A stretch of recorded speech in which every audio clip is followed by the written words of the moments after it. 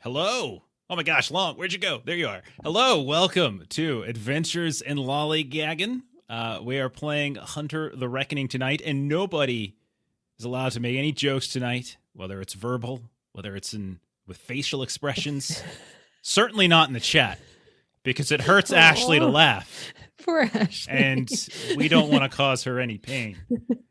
Ashley, I'm not making jokes. Why are you laughing? I don't understand. I can't handle it when you go deadpan. Everyone just needs to just take it easy, everybody. Just take it easy. So, we're playing some Hunter the Reckoning tonight. We're continuing our Chronicle Your City Lies in Dust. And later tonight, not right now, because that would be silly to do at the very beginning, but later tonight, we're going to be giving away some dice. Not just some regular dice, some normal, these are the regular sized, polyhedral dice that you would expect. But this gigantic die right here that you could probably just murder someone with. Not that I'm advocating that, but it's... if you happen to be a hunter and you need a weapon in your arsenal. Or you run a YouTube channel and people put stupid comments on your... No. So our friends over at Norse Foundry gave us some dice to give away for the rest of the month. So between now and the end of the year, various streams are going to be giving out these dice. So it's going to be a pack of your normal polyhedrals and then what they call boulders, which are the size of golf balls. It's a D20 the size of a golf ball. Whether you want to roll it, make it a paperweight, whatever it is you want to do, it's pretty awesome. I thought it would be fitting for us to give away the Lycanthrope set tonight since we were playing Hunter. I thought that makes the most sense. And so later on tonight, yeah, that is true. Logan, they did in fact. There are some Blades in the Dark dice as well. But later on tonight, probably midway through, maybe in an hour or something like that, we'll do a little giveaway. So hang tight. And watch or come back in an hour. I don't know, whatever it is. Tell your friends, etc., and we'll do a little giveaway, and it'll be a lot of fun. Let's see. We got some stuff going on. Let me go up, scroll up to the top. Long, thank you for your contractual obligation to subscribe with Prime. Very much appreciate that. Griffin, thank you so much for the sub. Aaron, thank you for the gift subs. One thing else I should say about the giveaways. It sadly will be NA. It will be America, US, Canada, that kind of stuff, because shipping's expensive. But next year we'll make sure we have some international gift certificate type stuff giveaways the next time we do something like this. So we won't leave you hanging next time. But for now, for these dice that we're going to be doing this month, we're going to keep it continental. So that's that. Okay. So with that in mind, with all that business out of the way, why don't we go ahead and do some introductions of characters? It's been a couple weeks since we played. We had a week off. We are back. Most people are back to health. Ashley is not. So again, no jokes. Ashley, come on now. Everything's funny today, so ridiculous. I'm just going to be coughing a lot. Really? Oh. Okay. So why don't we do some introductions? No one say anything funny. Just introduce your characters. We'll start with Long. Long, tell us about Alvin. Yes, I'm playing Alvin Tao. He's a martial truth seeker, mastering in judo. He's curious about the supernatural, wants to know why and what they're up to, maybe understand them a bit better. And he's got a small family, a wife and a daughter. A little bit of a shaky waters right now, but hopefully he gets smoothed out. That is true. You've had some interesting choices you've had to make, and your wife is not particularly happy with the choices you've made. Plus, you've got your dojo, which had an incident and had to get closed down temporarily because of the incident. Don't forget about that. And then there was something I asked you to roll an awareness test or something for, and you failed. So something else, but you don't know what it is. So it's happening off screen right now. Okay. Yeah, it's going to be fine. And it's definitely not funny. Ashley, tell us about your new character, Linda Smith. So I'm playing Linda Smith, and this voice matches her pretty well, so I don't have to do anything really for it. She specializes in medicine and demolitions. She likes to make holy bombs for the Reverend Doctor, and any other weird bomb requests that he might have. And yeah. An interesting combination of skills. Does the I can blow things up and then I can stitch up the damage. You know, if he gets caught in the crossfire, I got to be able to put him back together. She's got her own little scam going. She hurts you. And then she pay me to heal you. Exactly. And then she hurts you. Gets round and round and goes. So are there a lot of different balm requests that Reverend Wood has, Stephen? That is something that we only discuss with the deacons behind closed doors. Gotcha. And then Linda comes in, as an expert advisory. Okay. And the whole payment thing, I don't even notice the money leaving the account, so it's no big deal. Mm-hmm. Well, your wife handles probably, I would imagine, the accounts. Is that fair? Yeah. She actually, I couldn't run the church without her. To be fair, she handles almost. She is embezzling so much, and by the end of we're gonna run away together one day. She is. It's true. Well, the Lord forgives, so that's fine. Well, speaking of forgiveness, we had an interesting moment at the beginning of last session where we've tried to see if we could move past the issues between Rust and Maria. So why don't we hear a little bit about Rust? And again, nothing funny, Aaron, okay? Serious. I see you. I see you staring at me with my own eyes. You're not going to get me. I'm not some 10-year-old little kid anymore. You can't just hollow me out and use me as your playground. No, I got away. I escaped. And you may have erased my name and my past, but that's all right. That kid died. I'm Quixote Rust now. Quixote Rust. And that doesn't matter if the church thinks I'm an apostate. What I am is a vengeful soldier of the light. And the next time we meet, I'm going to eat your soul. I see you staring at me. Oh, no, Mrs. Solomon, I'm just talking to myself. Oh, goodness. I like the rip the glasses off. That was so good. I got you. Oh, goodness. All right. Next up, we've got Maria. Okay, Melissa. Your turn to rip the glasses off. Let's hear it. I'm so glad I don't go after him. Right? I know. It just realization just sunk into me that this is have you not picked up on that last couple of Somehow months? I hadn't before, but I did very acutely today. I'm gonna go in the other direction. Short and sweet. Maria, plumber, greedy, but she has not been able to find any money anywhere this particular hunt, so she's kind of frustrated with that. I'm very, very glad to have gotten past the Maria screaming at Rust that happened last time. It needed to happen, but I'd like to not do that again if I can avoid it. And I mean, I've got he's in your van and he's got your drone, so maybe wait to get those back before you yell at him next time. Probably. So yeah, Maria's good with drones and surveillance and untraceable vans. All right, fantastic. And then finally, to class up the joint, we've got the Reverend Solomon Wood. Tell us about Reverend Wood there, Stephen. I am the Reverend Dr. Solomon Wood, and I'm here to tell you that there's no greater weapon against this world of darkness than to have faith in the Lord above. The scripture has long prophesied the end of the times that have since arrived. As it was written, young and old lie together in the dust of the streets. My young men and young women have fallen by the sword. Lamentations 2, verse 21. As a good shepherd, I cannot and I will not stand idly by while the wolves prey upon my flock. I thought, amen, Reverend.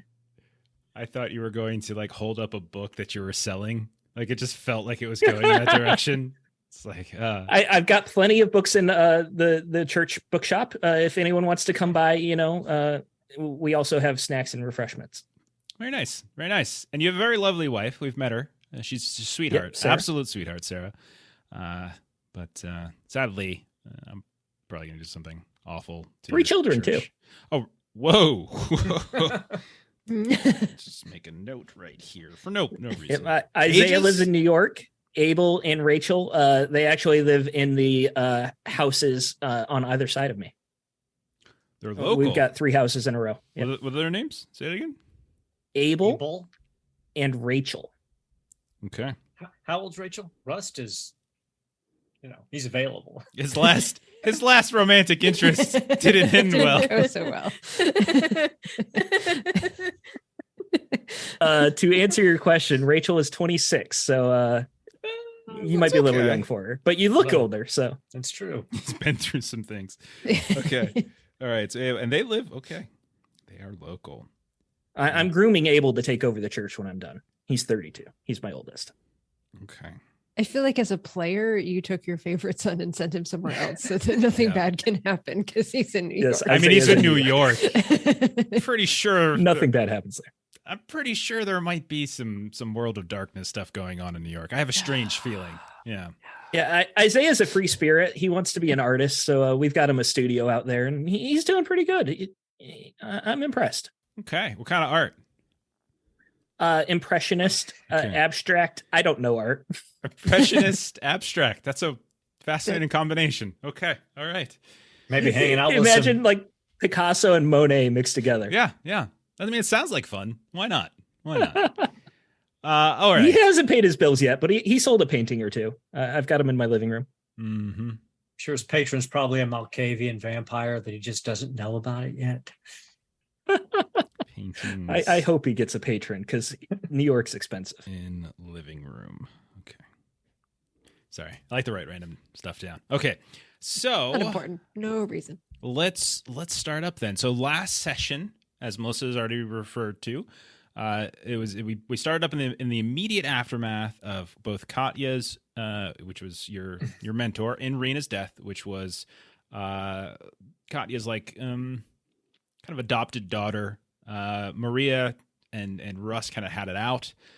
Russ, you were bleeding out quite seriously. There was like this big kind of heart to heart, or I don't know exactly how to describe it, but it kind of didn't, it eventually resolved itself. Maria, you were stressing the need to think before killing so quickly, and Quixote was talking about just wanting to protect people, especially you, Maria. And eventually, you contacted Sister LeBlanc, who also seemed to express some anger, disappointment, did at least direct you all to the Reverend Solomon Wood and to eventually to Linda Smith. And we know that the Reverend it's a Methodist super church, right? You've told me the name a couple times, but it's a very long name, and I don't have enough paper. The Desert Ridge United Life Church. That's that. Now, so Maria, you wrote down about paintings, but my church because I could do weird stuff with the paint. Maria, you left Russ there, and then you took the bodies of Rena and Katya north out of the Phoenix Valley. You found this stretch of desert, kind of roughly southwest of Black Canyon City. You started burying them, etc.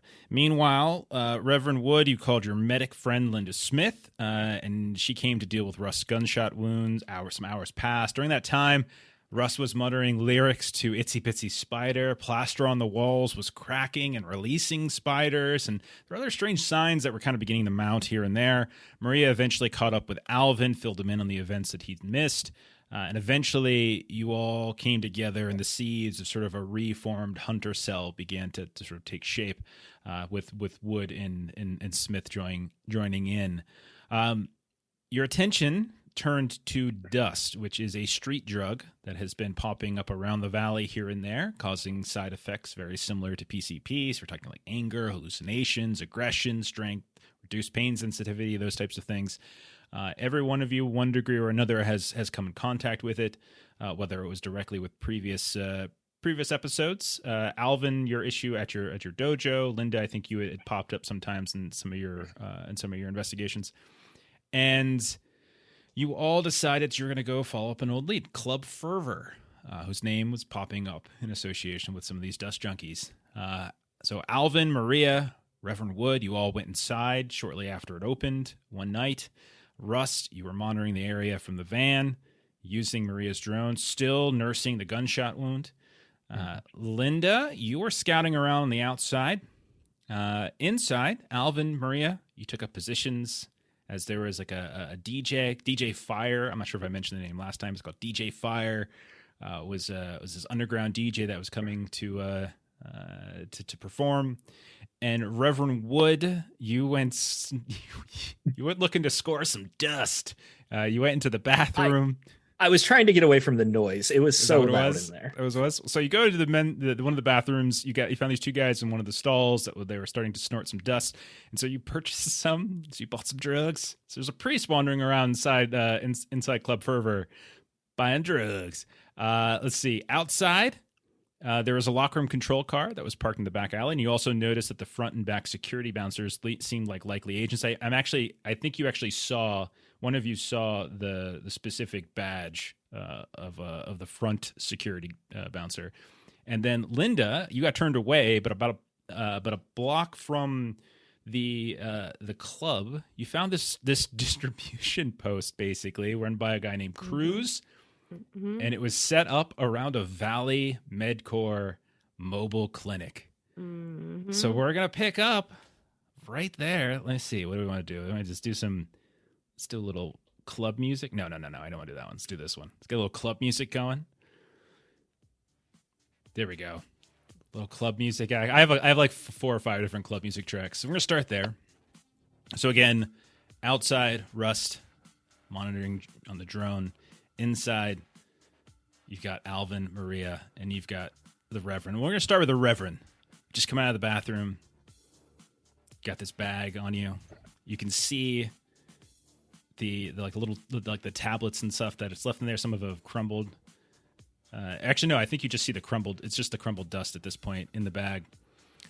You look around and you can see that you don't see anyone like there. There's just like the house DJ that's kind of up there right now, kind of warming up the crowd. People are starting to congregate a bit more. You can see there's people moving left and right. And you notice something, Reverend. You notice that a very large retinue, of an entourage, you might say, of people have started to kind of matriculate from what looks like somewhere in the back of the main building.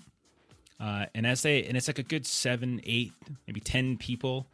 And they all seem to be flanked around one individual. You notice a woman, you think maybe late 30s or so. You're not entirely sure. She's kind of got this glitzy business suit on. You can see it's like a power suit, kind of reddish colors. You can tell from the lights that are flickering around. Gray hair, but it's styled and dyed, you think, and set up almost like a pompadour, giving you very David Bowie vibes. You can see that she's kind of at the center of this little entourage, and you can see that there's what looks like very large kind of bouncer security folks surrounding her, but then a bunch of other people, everyone good looking, everyone glamorous. And you can see they come over to one of these kind of these staircases that weave up to the second floor, that VIP level, and they just move up as if everyone knows who they are. And you see them go up, they kind of start getting settled. You look around the room, you can see Alvin in one corner, Maria in another. And it seems like everyone's getting amped for something, as if like you can feel like there's energy in the room, like there's anticipation. So what would you like to do? And I saw people snorting the drug too, right? You saw 2 people who were doing the drug in the bathroom behind you. And I would be able to make an assumption that could lead to something off based on Quixote's story of what happened when that poor unfortunate young girl who was completely innocent was killed in Maria's van.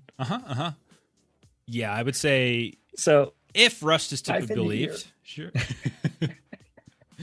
If Rust is to be believed, Reverend, yeah, something could happen. I would definitely text Maria and Alvin from my smartphone burner that I saw people taking the drug. Be ready for anything. And I would try to move towards the spiral staircase just to have a good view, wherever would give me the best view of what's going on up there. Sure. You can easily position yourself to see the balcony up top. And it definitely looks like there's these very fancy, ornate, kind of Baroque like seating setups, mostly like these beautiful couches and things like that. And again, at the center is that one figure. and then flanked on either side on these seating arrangements are these glamorous young people that you would peg maybe in their 20s or something. Like they all look men, women. They look just gorgeous. And then you can see there's a handful of what look like security folks around, and you can see them. They're not hiding. They're there. They're up, but there's no easy accessible point to them. Okay. I would just like to be closer to a wall, and then I just want to wait and see what happens. Okay. Like you said, the energy's building, so I'd like to just watch.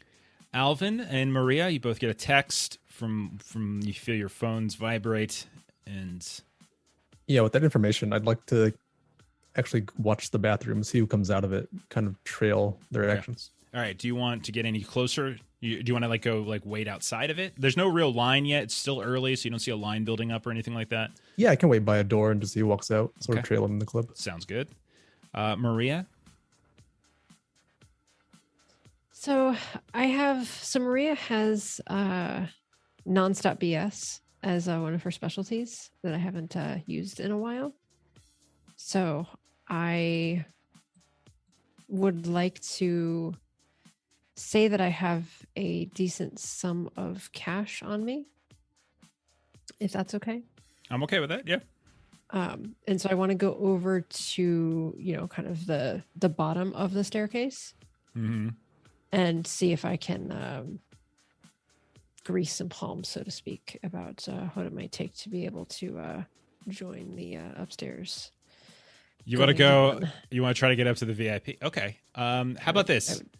I would like to attempt to persuade someone Okay. that a large sum of money would So convince them. it's a very narrow metal winding staircase that goes up to the balcony level.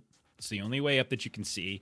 There are those skylights, kind of like a loft ceiling that you kind of go, that your drone saw as it was kind of going over.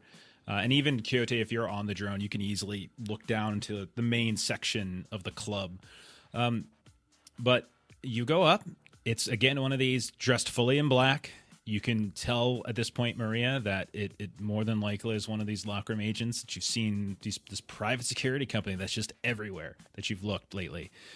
Go ahead and roll a persuasion. We'll say manipulation, I think, is probably what you're trying to do here. You can go ahead and use your nonstop BS. You need to, let's see, difficulty-wise, And specialties is like an extra dice, right? Yeah, I'm extra die. remembering. Yep, Okay. It's you been got a it. while since I've used a specialty for something. I know hydraulics. I don't think those come into play ever. I'm gonna But I know it. say, let's make this a difficulty. That's just a 5. I think 5. Oh gosh. Yeah. Um. I hope you Well. don't run into Miss Damata.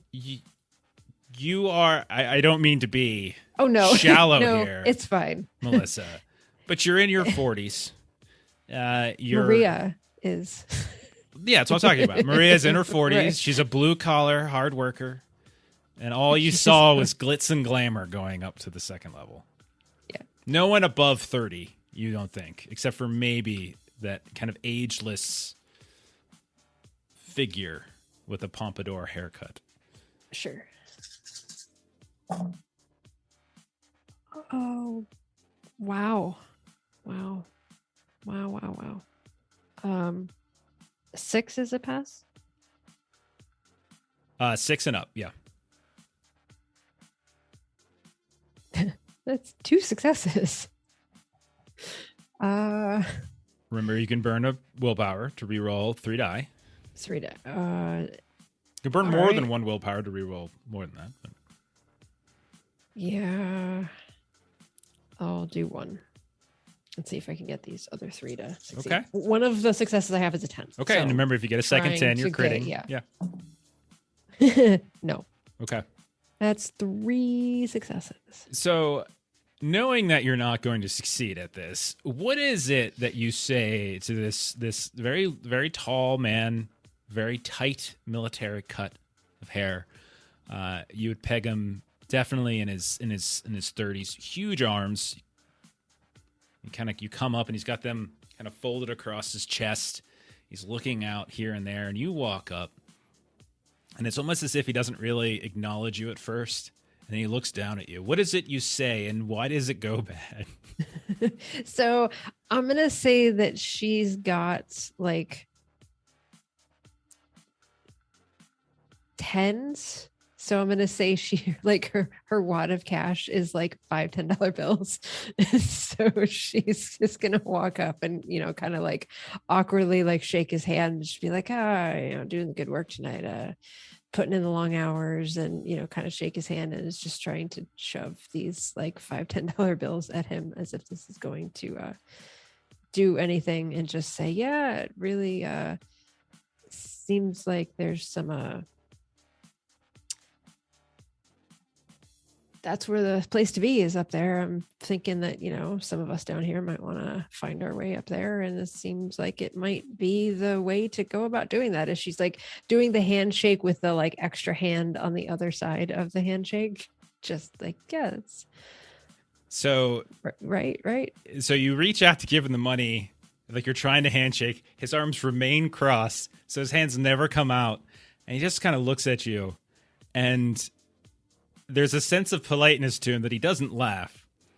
Instead, he just says very directly, very simply, Mr. Marta has enough company for this evening. That's all he says. I'm sure. Sure, but and so she's very awkwardly trying to like stick this little like stack of cash like between his folded arms. Like, yeah, I'm sure it's yeah, it just a quiet type of folk. It just seems like such a better view from up there. And she's just awkwardly like patting his arm. At long last, he finally like moves one of his arms out, takes the money. Ma'am, why don't you go buy yourself a drink? And he hands it back to you. Sure. And she's sort of used to kind of feeling out of place in places, so she just sort of like smooths her pants and smooths her shirt, and that. Okay. Yeah, sure. And walks away. Okay. We'll cut outside. Linda, you are by you're in this alleyway. I'll go ahead and I guess I think I have it outside the club music. No, I don't have it. Sorry. So you're outside, and you can see that there's a lot. There's like probably about a dozen or so people scattered about this alleyway. Some of whom have already purchased. Some of whom are kind of nearby that you can see are scrambling to kind of piece together enough cash, and are working up the nerve. But there's one of these Valley Medcorp vans. You've seen these clinic vans before. You've seen them parked outside. Actually, no, you haven't. Elaine has. Sorry. Yeah. But I would say you've been briefed. Everyone's kind of briefed each other. So you're familiar at the very least that this has popped up, or at least the name of this company. And you can see that it's set up almost like it would be giving out like proper treatment or proper care. But he's got these lawn chairs. This guy Cruz has got these long chairs. He's got this cigar out, and they're just kind of hanging. And you bought some, I believe. I think you bought some product. So what do you want to do?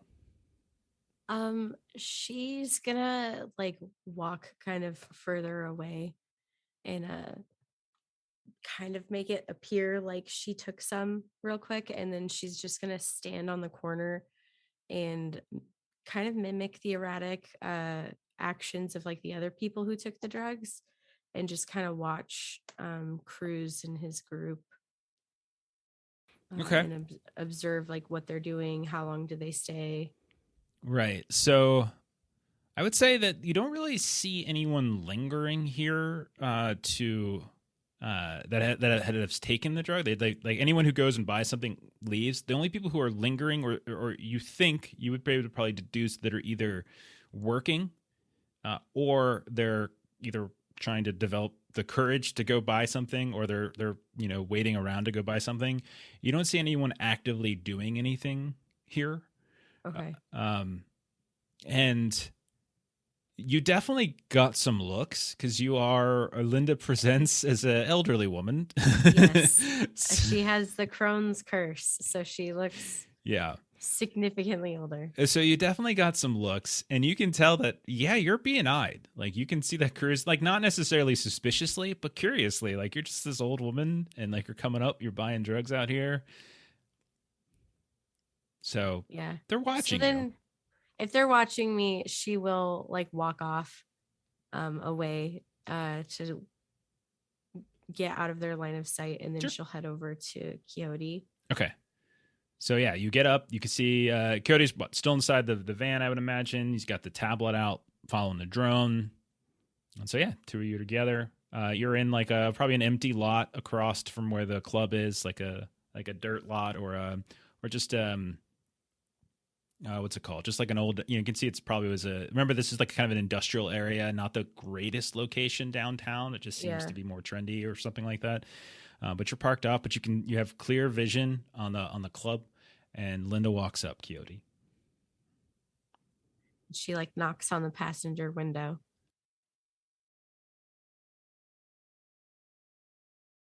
Oh, you're muted. Ah, crap! I was muted. Linda, I saw you on the drone. Is everything okay? Yeah. So I mean, I'll brief you when everybody else joins us. I think it'll be a while. I was like, let me sit down and let's watch that. Maybe we should. And she like mentions the Valley Medcore like thing. Maybe we should see if on the drone you can get a picture of its license plate or something. Good. That's a good idea. Let me see it. I'm not really good with this thing. Let me see if I can get it to do that. He tries to maneuver the drone. Yeah, to take a picture. I think this is Wits Tech, I believe. Wits is Tech, to control. Yeah. So my wits is 3, and my tech is 0 because 1, I was in an insane asylum for my entire childhood. Then I was homeless. So can I assist at least? Like she's like leaning over, trying to direct him on how to do this. Sure. Now the difficulty, I believe, is 4 to control. So I think the difficulty is 4 to control. As you're weaving it down into an alley, or at least low enough that it can view the license plate specifically. Okay. Oh, we might not want to do that because we don't want them to notice the drone. That's true. How about this, Linda? Since you already went out there and bought, you watch the drone, and I'll go buy some, and I'll make note of the license plate. I'm sure it'll be safe. I'm fine. I mean, I look like I fit in. And he looks down. He looks, you are. He's in a Baja sweatshirt and an old army field jacket.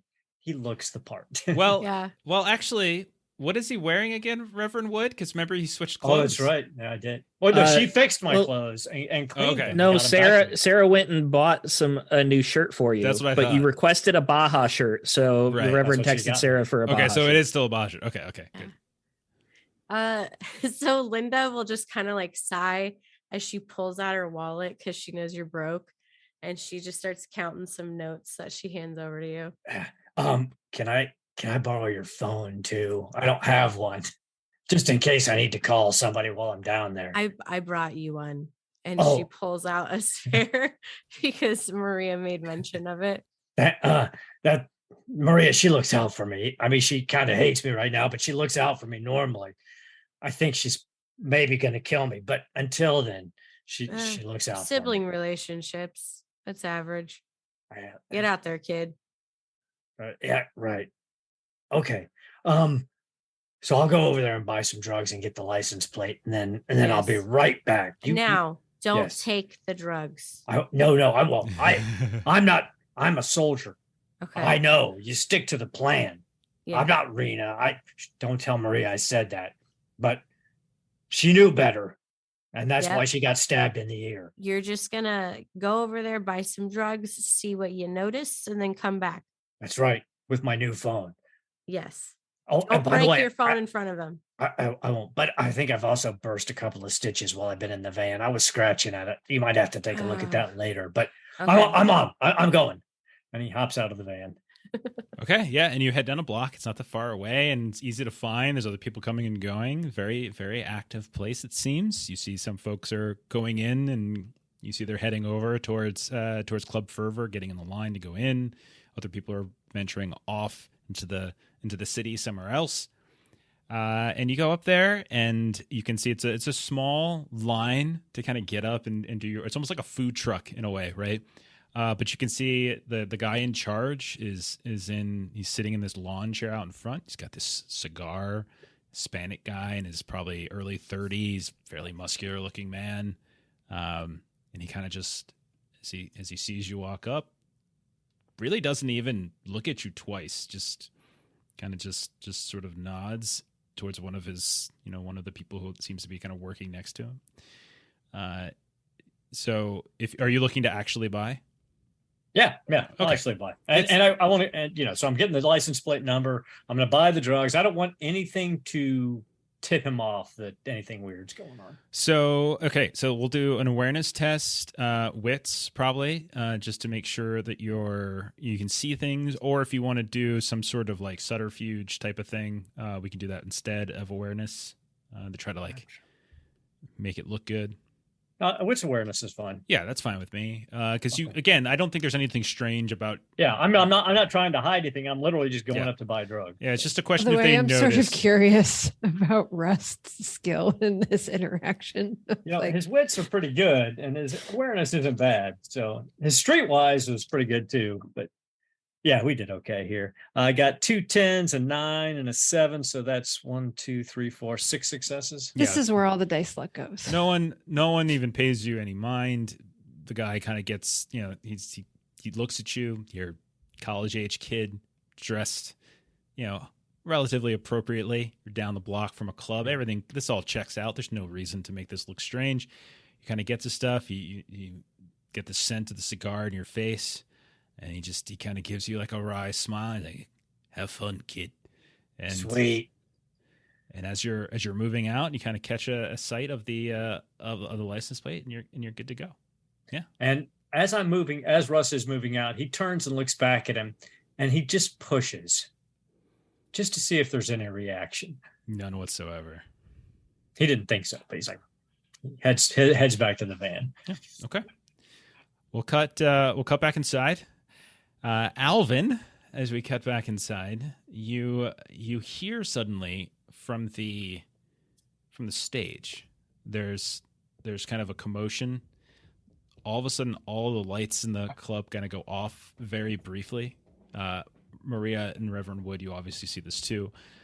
And then this small bit of pyrotechnics kind of kick in, like around this stage, as you see bursts of fire, like the controlled bursts of fire just kind of come up from the stage.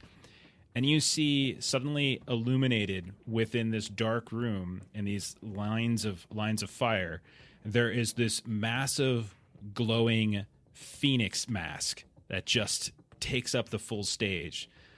The fire dims, you hear suddenly whoosh, and all of a sudden clouds of smoke, dry ice, you're not entirely sure, but you can see it coming up from the ground out of various vents, and it kind of creates this it has like kind of the smell of like something that might come out of a fire extinguisher as it starts wafting around in the room, and it has an odd odor to it. Lights begin to kind of shift and kind of dance around a bit, and you see standing behind this glittering, beautiful orange, red, and yellow table is DJ Fire. Very slender body, but a very large and ornate, constantly flickering and glowing phoenix head. And they start to get to work. Everybody in the crowd is now packed and jammed together. Again, Maria and Rev, you see this as well. There is a solid layer of smoke, something on the ground, dry ice, you're not sure, but it's there on the ground, and everyone goes crazy. It's at this time, Alvin, the door swings open from the bathroom, and you hear these two guys like, oh, they're on, and they're kind of like pushing past each other. One of them bumps into you. It's like, get the fuck out of my way, old man. God, what the hell are you doing here? And tries to push you. Yeah, I'll just stand my ground and like, pardon me, kiddo. And I'll trail him into the crowd. Pardon me. Man, shouldn't you be in an old folks home, man? Yeah, good one. Should you be doing homework? Would you say to me? Would I you was say to looking- me? And he gets up like kind of right in your face a little bit. You could take him. He's pretty scrawny. Yeah, I'll just say and have a good time, man. Enjoy yourself. The other one's like, man, he ain't worth it, man. He ain't worth it. You're probably going to break his hip or something. We'll get sued or whatever. Kind of drags him away. And you can tell this other guy's like, this guy who's like kind of in your face is, you get this sense. It's not unlike what kind of happened at the dojo. Like, you can see he's starting to seethe in a way over the slightest thing. But eventually he's dragged away. And you can hear like them cursing your old man nature. You follow them, you see them disappear into this crowd where everyone's kind of bumping off one another. It's very much like Matrix 2 when they're like in the cave scene. They're all kind of like just going crazy. What'd you like to do? Yeah, I was gonna follow them into the crowd if they're pushing in to watch the Yeah, show. you weave in and you're just kind of getting, and everyone's just kind of bouncing off one another. It's not like a mosh pit, but it's definitely aggressive. Like you can feel them just sort of bumping off one another, and there's an intense amount of heat in here. Like it's noticeable as you move away from where the bathroom was. You weave onto the actual floor. You can see as you're stepping the grout lines of like the tiles. You can see every now and then they light up. You see this little running orange light that kind of shifts through here and there, that cuts through some of the smoke and such that seems to be covering the bottom of the ground. And again, it smells weird in here.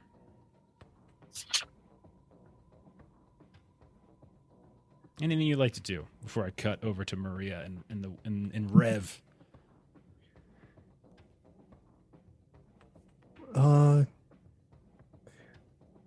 While we're in this crowd, maybe I'll try like a pickpocket on them to see if I can catch any of the remnants of what they had. Okay. That'll probably be subterfuge, and I would We're say all gonna have the drugs. in dexterity. Subterfuge. I don't think I have any of that, so just straight dex. I think Alvin, larceny. they don't have anything. would I already work. bought it off them. I think larceny would work too. I'm gonna beat him up and take him from. No, I'm just gonna. Call me old. Give me your lunch money.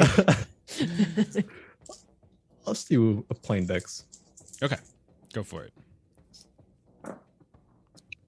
A 0 success. So you get up next to this guy who's in your face, and you try to slip your hand like into their jacket. You're like, what the fuck? Oh no, you messed with the wrong man. And you see this guy just wheels back and just throws like this horrible haymaker. It comes in with no real form. You can tell this kid has never fought before, but I am still gonna roll it. Well, you're actually gonna roll to defend, I should say. Okay. All right. Difficulty 3. So give me a what is it? Brawl strength, probably we'll say. Against difficulty Nice. 3. I do have 8 here. Let me roll.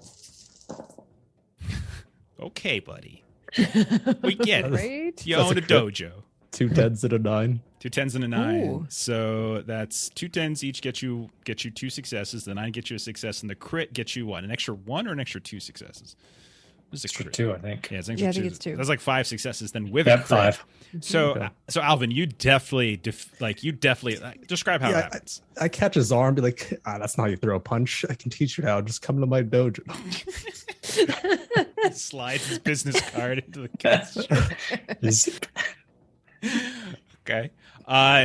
So you grab his arm. Do you want to try to do anything to diffuse this situation? I will tell you that as you grab his arm, your face is fairly close to his, and you can tell that it is growing red, and his pupils look very dilated. He looks to very much be on something. And although he's in pain, you would imagine he should be in pain with the way you're holding his arm and kind of pinning it back. Doesn't seem to be reflected in like how he's behaving. Like you can feel him resisting and trying to like push against you, like he's trying to swing wildly at you once more. Yeah, I'll try to just like disable him a bit here. Just kind of hit at points just to try and deactivate him. Okay, with your like- yeah. success, with your crit success, we'll just say it happens. Like you're trying to disable him. Like you're trying. What do you mean by disable? Do you mean like knock him out? Do you mean like break his I'm arm? not knock him out, but like try and counter it to where like he doesn't want any more of the seat. Okay. So you just want to try to like hurt him to the point where he's just, yeah. So I guess the point I'm trying to say is that he is being unnaturally aggressive. Okay, yeah, he's not backing down, sort of deal. Yeah. You could give him a good solid thumb right into the side of the throat. Nice little blood choke there. God. Knife to the ear. Anybody? No, I'm just saying. Pressure point somewhere. Pressure point in the ear. There wasn't one, but he made one. Yeah, I'll see if I can knock him out in this crowd, then try and stop him from going wild. Yeah, I will say with the crit, with you beating his 5, you can kind of grab him and kind of put him in a chokehold. And I would say that'll go ahead and do a couple points of superficial damage to him. I'll say that the other guy with him will go ahead at the same time and try to like smack you in the back of the head while you're doing this. Let me see if I'd have to roll a crit for him to be able to beat you, probably, and I don't. So roll another brawl, but -1, since you're getting attacked by 2 different people. Okay. It's 5 success. 5's fine, yeah. Difficulty was 3, so you manage as the other guy, as you've got one arm underneath the sort of the crazy guy's neck. The other guy's like, hey, get off him, man! What the hell are you doing? You just sort of stiff arm him in the face, and just his nose kind of folds in such a way that he's like, oh, what the hell? I'm gonna go get security, man. I'm gonna go get security. Just hang on, Rusty. And you can see he slips out and like he's going towards one of these security guys. I'll give you one more round here. Do another strength. Do another strength brawl. Difficulty is again same thing. Difficulty of 3, and if you can do some, remember the difference will be superficial damage, and if you could do a couple more, you can probably knock him out. Okay. 3 success. Okay. Do you want to willpower that? Because 3 successes is enough to pass, but you're not really doing any extra damage on top of it. Yeah, only willpower. It's reroll 3. Yeah. Right? Yeah, okay. You got 3 success, so 6 total. 6 total, yeah, that's fine. You only need 2 more. And so you can feel him just sort of go limp, and he's reaching back and whacking you, just trying to smack you, but you're trained. Yeah, I think you've had too much to drink here, buddy. Let me help you out. And you can feel the body go limp. It takes longer than you would have expected. And you just kind of let the body fall, and it kind of disappears beneath that layer of smoke. But you look around, and you can see the other kid who you just whacked him right in the nose. He's like, you can see him going over towards near the bar, and there's like flanking on either side of the bar, there's some of these security guys, and he's like, hey, and he's like kind of pointing vaguely back into the direction. Everything's kind of dark and strobing, so it's not the easiest thing to see. Yeah, I'll just slip in the crowd. Yeah, you just kind of Do a slip off. camouflage. That's fine. We'll cut over then. Reverend Wood, what are you doing amongst all this? You see the big grandiose thing, the Phoenix kind of pop up, DJ Fire. The Phoenix pops up, the smoke comes. I just speak quietly to myself. Smoke rose from his nostrils, consuming fire came from his mouth, burning coals blazed out of it. Psalm 18, verse 8. And then I'll see Alvin starting to get in a fight, and I'll try to work my way towards him because I don't want to leave him alone. Once he handles it, I'll just kind of like meander away like I was just going past. Okay. But otherwise, I'm waiting to see what this crowd does because I'm definitely tense and I know something's going to happen.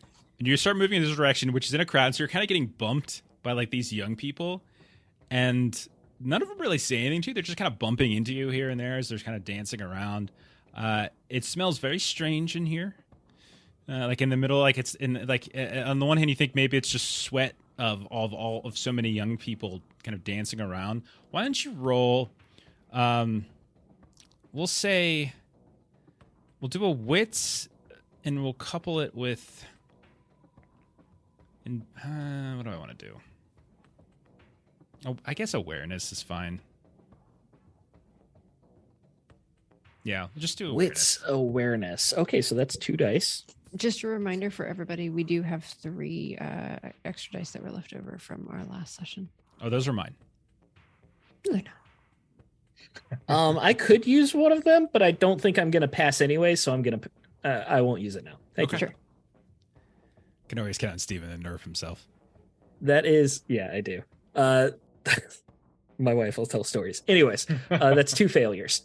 Okay, so you have no successes. Okay, yeah. 0 success. It just it smells strange. Someone needs to clean up, or the smoke, whatever. But you can't kind of piece it together. You get bumped around, shuffled here and there, and this is why we have showers at the church, because this body odor just builds. You see, Alvin takes care of his business, and then as you watch, like, this one kid try to like run over and towards one of the security agents, you look back to where Alvin was, and you don't see him anymore. He's kind of disappeared to the crowd, and it doesn't. And as you look back towards the bar, like, you can tell, like, after a moment, finally one of the security guys comes out and starts kind of going towards the middle of the dance floor to investigate what's happening. But by that point, Alvin's nowhere near, and not an issue. You hearing anything else?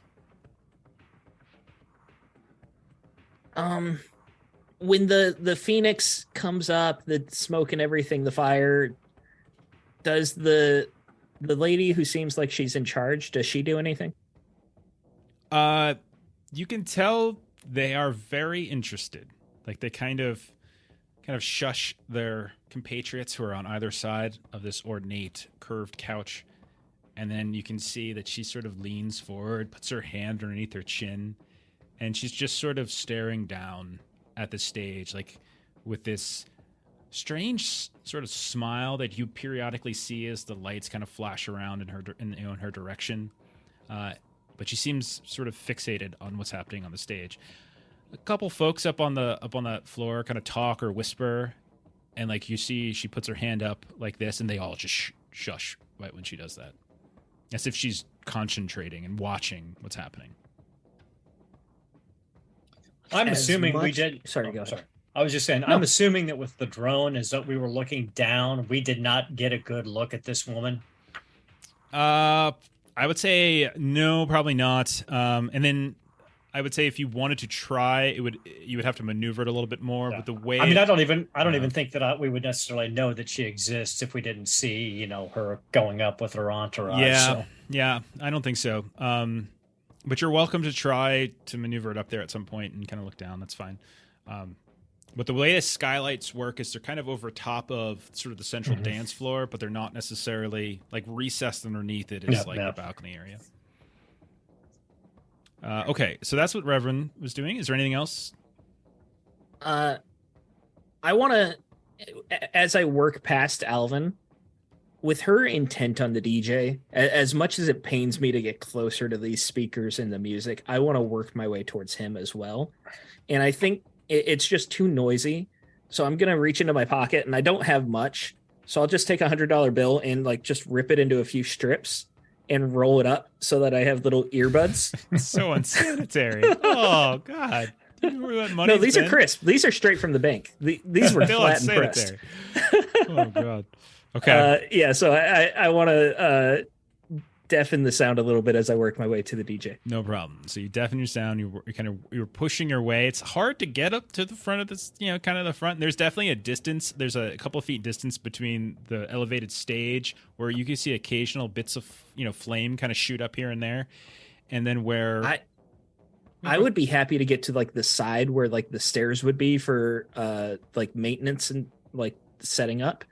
The crew would go up rather than directly in front where you can get close. Is. You can't get right up to it. Right. There's fair enough. There's like security dressed in black that are blending into everything else, and then every now and then you see one. But yeah, you're relatively close. It's fine. And then Maria will come over to you. What are you doing in here now that DJ Fire has made their appearance? So I'm looking to do some investigation around here. So I'm wondering if there's like almost like a bulletin board up, like maybe on the way toward, like, the restrooms, maybe just to see, like, what other kinds of things might be posted, just seeing if there's other things to be seen. So kind of like investigating So you're just looking around for other things? Yeah, if there's anything else, any other signage, any other... There's definitely signage over by the bathrooms. There's, your standard kind of board where they have different posters for different acts and events and things like that. That's probably the only place that really has anything. There are a couple doors that seem to go into some business areas, you would imagine, like maybe like a green room or something like that. But you don't, you can't get back there. But in terms of, yeah, you don't even have to roll. Like you can find some stuff. Most of it are acts that are, the ones that are on the front layer are certainly like DJ Fire. You're seeing references to like a couple bands here and there that might use the club itself in the stage. But is there something in particular you're looking for?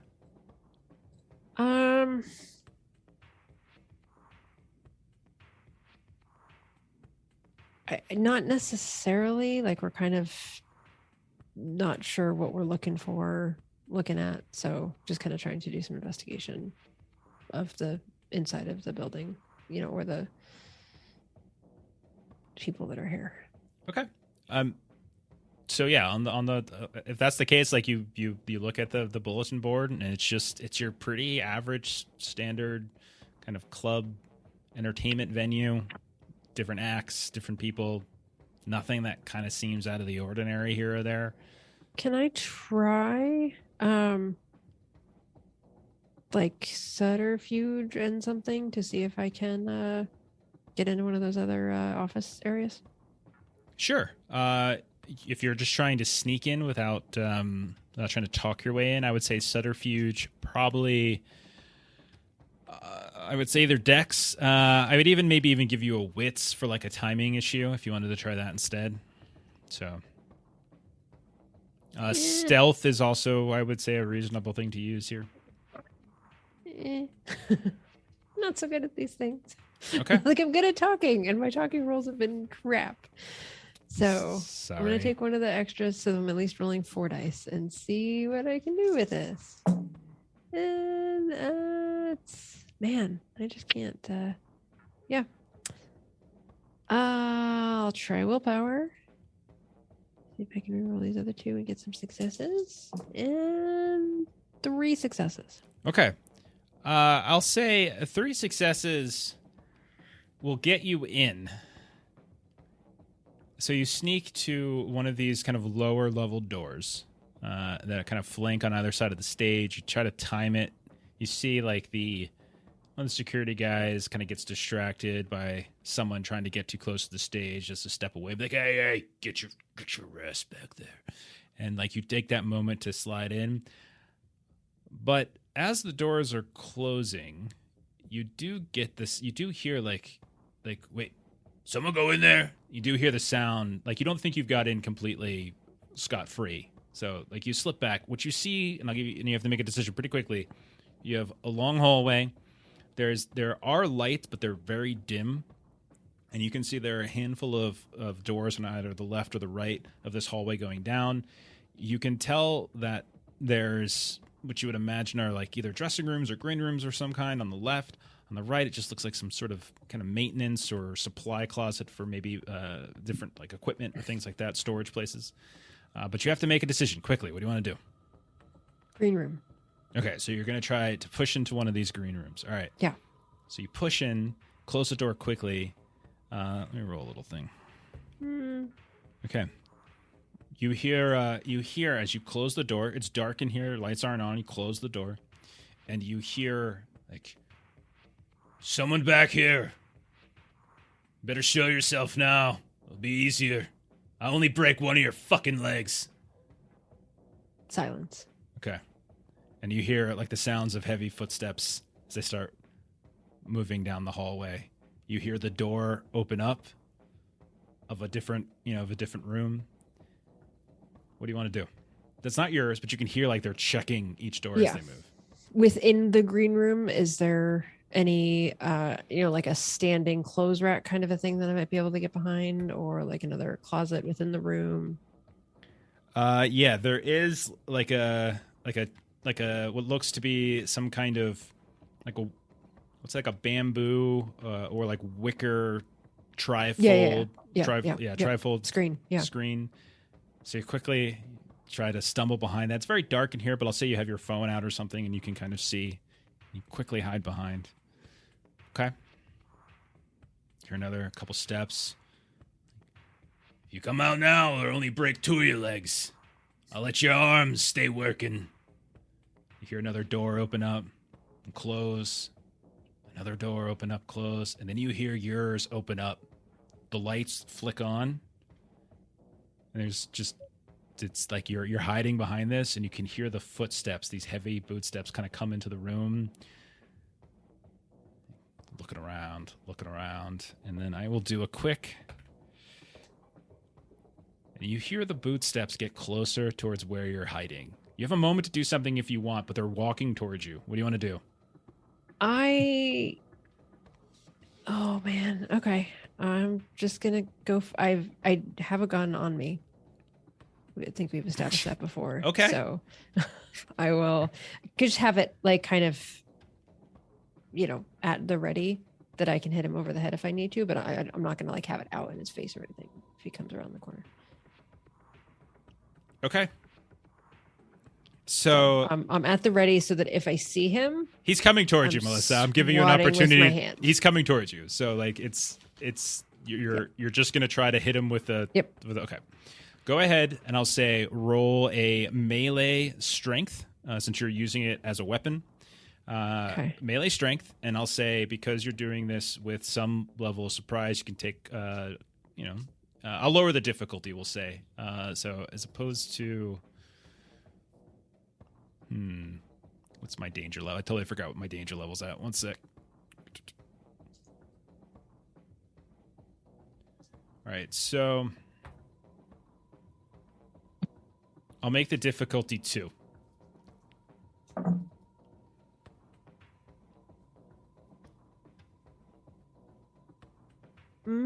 I got 2, 7 and an 8. Do you want to willpower that? Yes, Okay. I do. 2, 3. I'll roll the other 2. Let's see. There we go. 4. Okay. So you hear the footsteps get closer, and as it looks like he's about to look behind this screen, his head comes around, and you use that perfect timing, whoosh, right in the face. You hear the crunch of like bones in his face as the gun comes in contact with it. He stumbles back, blood begins to spurt, and he's like, "Oh, that was a fucking mistake. I'm gonna break every fucking bone in your body now." And you can see it's one of those tall, muscular, lockroom security agent guys. We'll cut for a moment. Did Maria text SOS? I don't think so. Yes, I was gonna say when it came back to me, like, can we say that while I was hiding back there, I did. No. We can say that.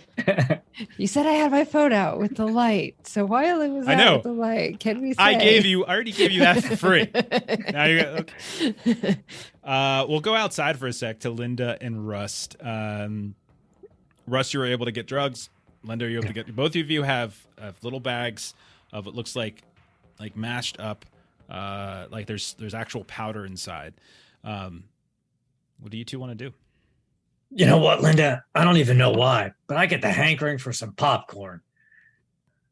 Oh, well, I don't think we should leave our post.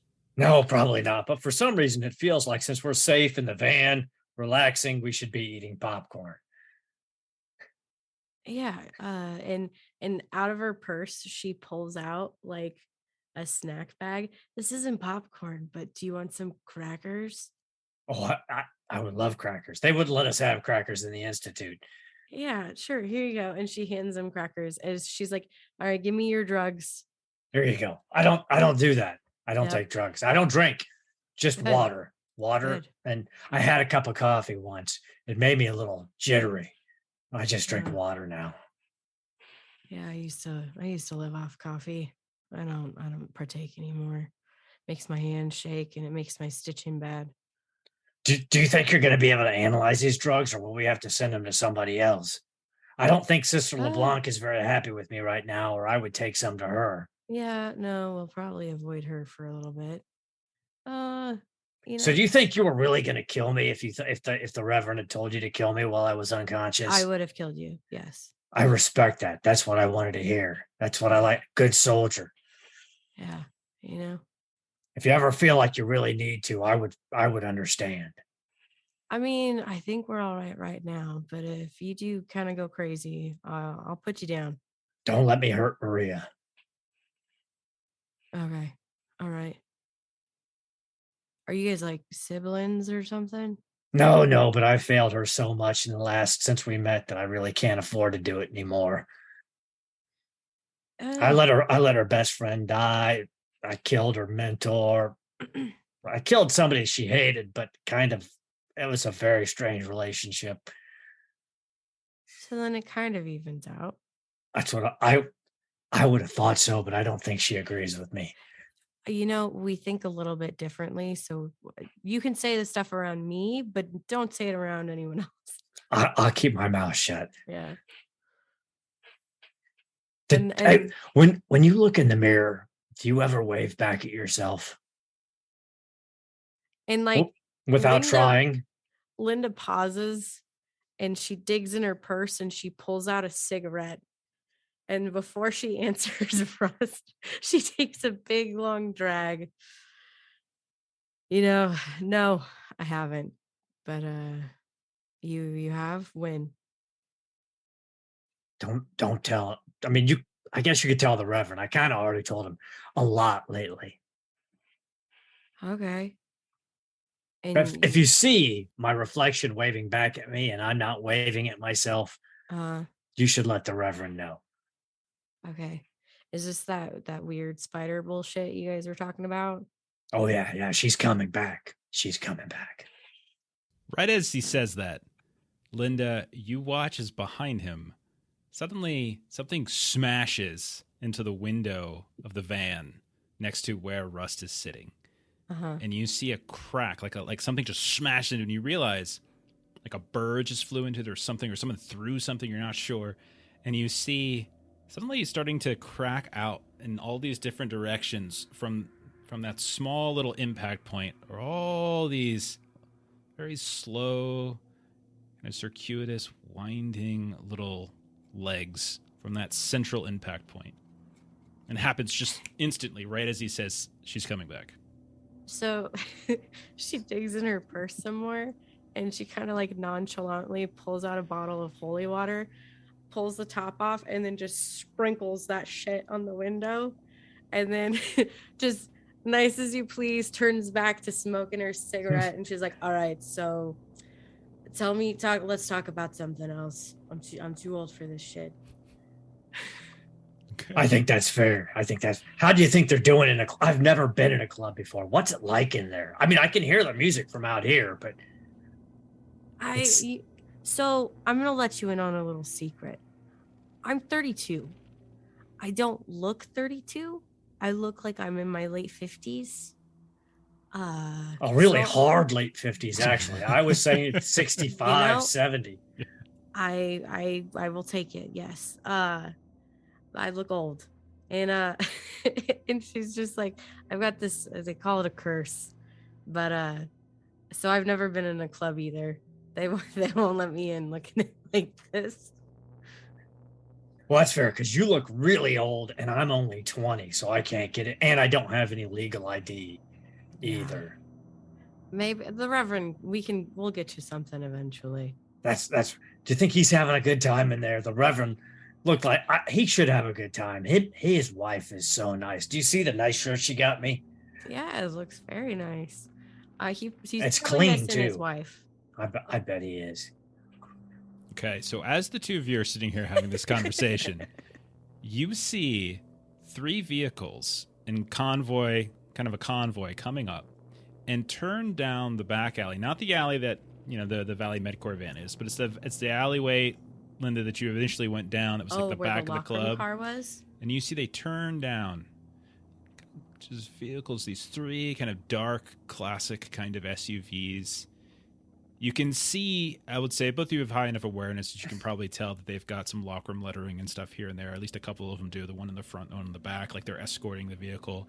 Turns down the alleyway and goes behind the club to where that kind of VIP entrance was that you saw earlier. Yeah, Linda's gonna immediately text message the Reverend and be like, hey, are you guys getting up to some shit in there? Because more of those security guys have showed up. And Russ is going to try to maneuver the drone just over the back door, just to try to get a shot of who's going in. Okay. Would I give you a chance to respond? And then Russ, go ahead and just roll a wits tech. You're just kind of, it's already functioning. You're just sort of slightly readjusting where it's at. So I'll make it only a difficulty of 2. I got 8, a 5, and a 3, so I will spend a willpower point to re-roll 2 of those. Okay, a 7 and 8. I got 2 successes. Okay, so it's hovering up above, and you can see the people starting to file out of the front and the back, and you can tell it's more security guys that are popping out. Before I say what comes out of the middle one, we'll go to Wood. Wood, do you respond to Linda at all? Yeah, first I would ask. Reverend Doctor's not very good with the cell phone. He's a little bit before that generation. We have 2 people who aren't good at the cell phone in this group. Which dirt, and then door, and then question mark. Linda, you get that like, back. Are you fucking this? He acts like he just doesn't. I need to teach you how to use your phone. This is ridiculous. And she's like, back door, as she's complaining to Russ. She just texts back real quick and savvy, like. And so, Russ, as you're listening to her complain, you watch as the door of the central vehicle opens. And you see stepping out Dr. Wendell Drebin.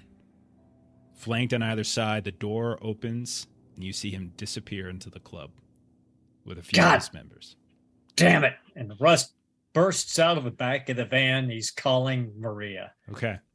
Don't answer yet, Maria, because you're busy. And we're also going to, I think it's time we're going to do our giveaway, and then we'll see where this goes from here. Okay. Oh boy! Right before Maria dies, let's Yes. do something fun. That's what I want to do. Get a phone call. I know. It's a good thing the phone call didn't come earlier and threw away our hiding spot. That would have been great timing. Oh, it would have been great. Okay, so if you weren't here when we started the stream, we are doing a little dice giveaway tonight, courtesy of our friends over at Norse Foundry. Melissa, if you want to drop the link there for you. But we've got one beautiful set of lycanthrope dice. They are chrome metal, red lettering. And we've also got this boulder, same style. So it's that kind of chrome metal, and it's got that red lettering. They're called boulders over on the Norse Foundry site. They're about the size of a golf ball. It's a D20. We are given one set away of all of this together. So there's gonna be one winner. We're gonna be doing this a few times over the course of the month of December. So if you don't get it tonight, we're gonna do it on some of our other streams, or we're gonna spread it out to some of the different games we're playing. So the one thing is that this is continental North America. It's going to be U.S., Canada. I think is probably what we're going to limit it to, just for shipping purposes.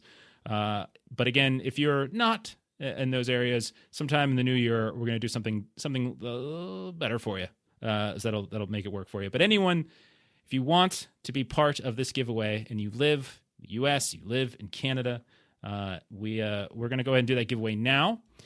The giveaway is we're going to do a keyword thing.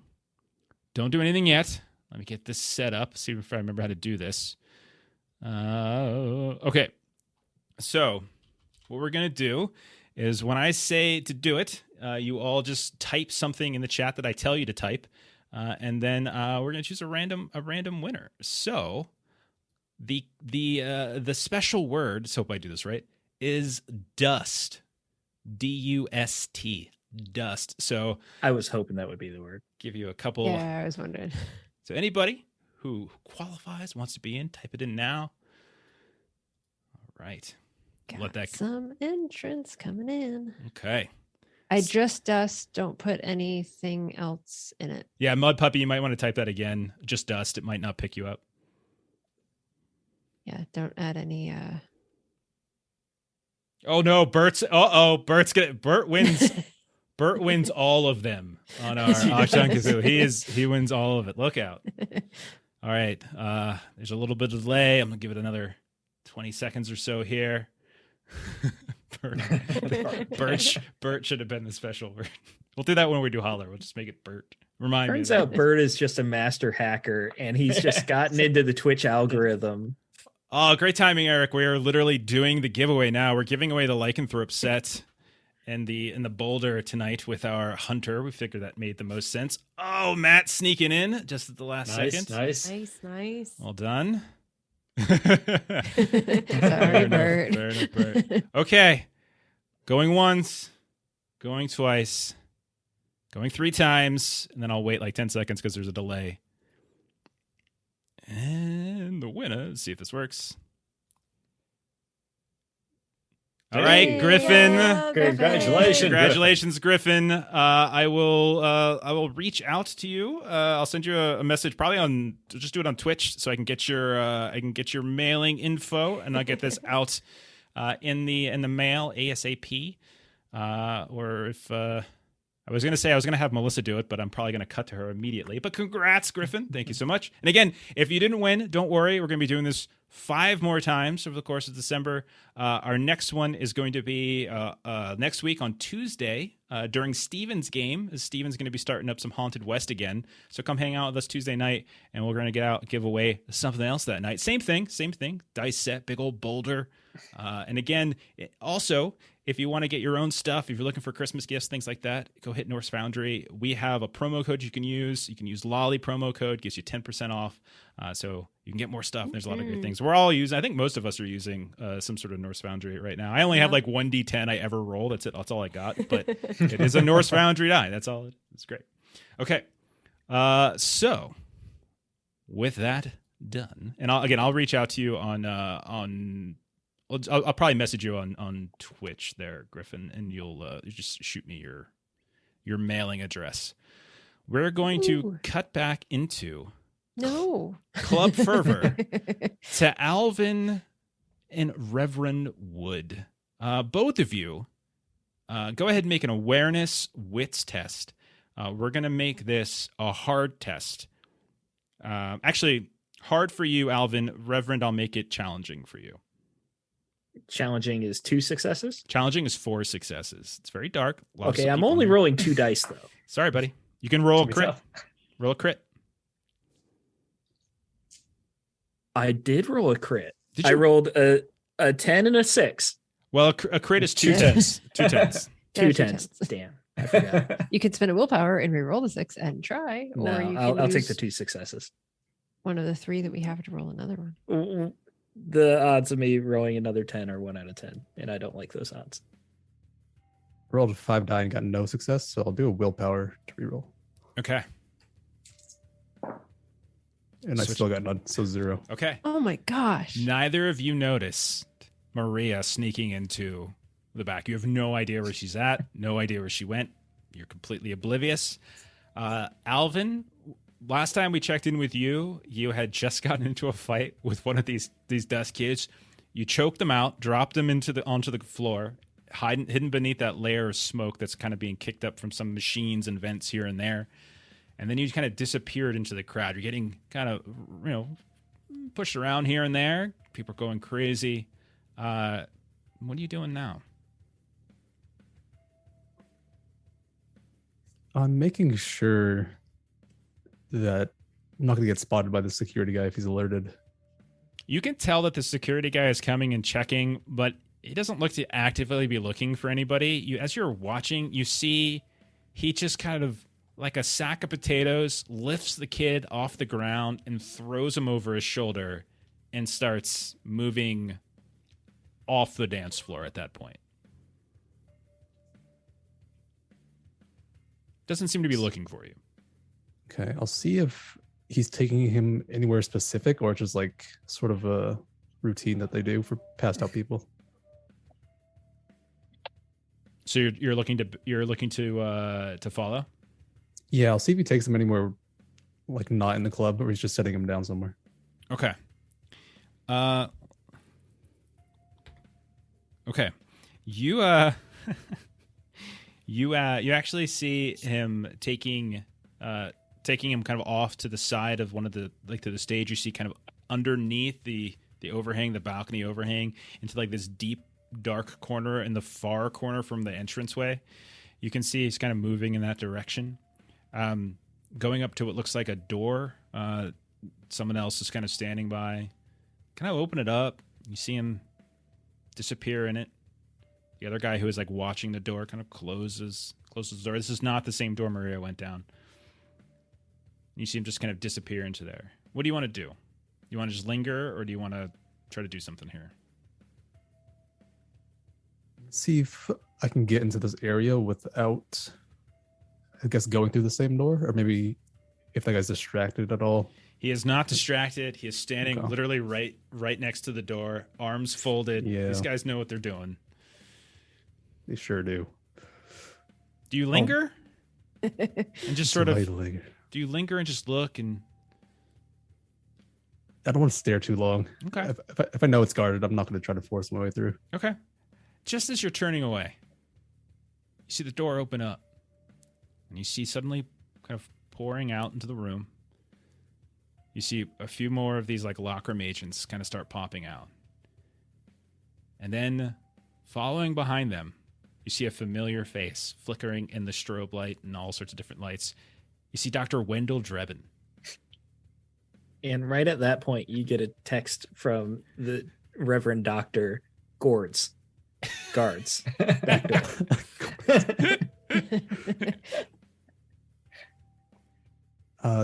It's getting heated in here, so I'll see if we can meet up.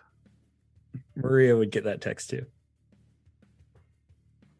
Okay, so you're going to go try to find the Reverend. Is that what you're doing, Alvin? Yeah. Okay. Let's go then back to Maria. Maria, you're face to face with one of these lockroom control agents all by yourself. You've got your gun out. You've just smashed them in the face. You did actually do some superficial damage to them. So there is that. There's that. Okay. But now Bang, bang. they are looking right at you. You know, do you wanna it's do? a noisy place. Like normally I wouldn't want to shoot a gun, but it's a club. So You're just going to shoot? I think I am. Okay. Going full Quixote. I think this is yeah. They stumbled back. It's dark. I think he flipped the lights on, so it's not dark in here anywhere, actually. Blood in his eyes. He looks up, says that was a mistake. You see him getting ready to kind of reach down for his own weapon, but yours is already out. So you Mine can is get this already fire out. So with that in mind, he's going to. So normally it's a gunshot. We can do opposing, and so I think we're going to do opposing. But he's slower to the draw than you, so his is going to be penalized here. Okay. So he does, however, have a pretty exceptional dice pool. Your difficulty is going to be only 4.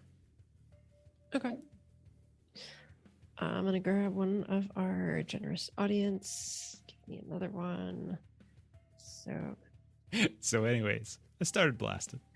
I'm like, I shouldn't shoot. That would make a noise. Oh no, we're in a club. Let's do this.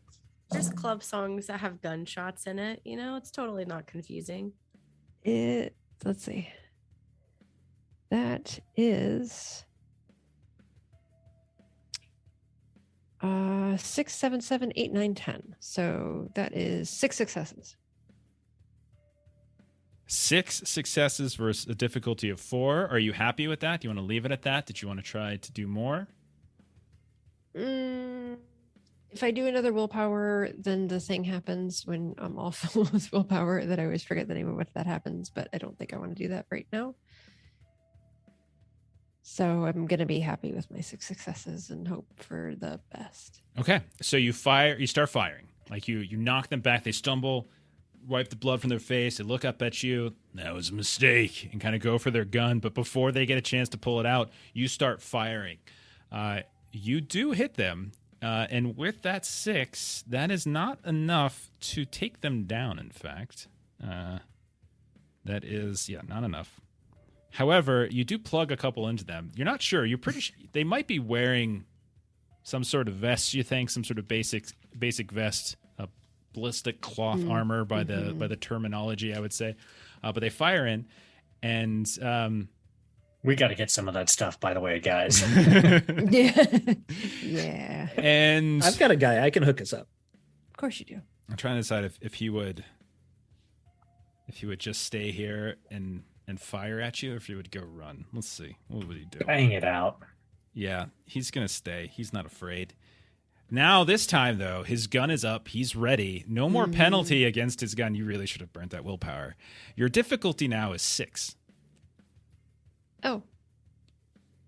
Okay. I'm gonna keep being selfish, guys. I'm gonna Go take for it. another one of these. That leaves one left. Use it. I'm hoping this works in my favor because I have a cool line that I want to say that I thought of. Go. That doesn't happen very often. Let me look at these dice. That's a 1, that's a 2, that's a 3, that's a 4. That's a crap. Wow. Okay, so I currently have 4 successes, so I will go ahead and spend the willpower. Okay. Um,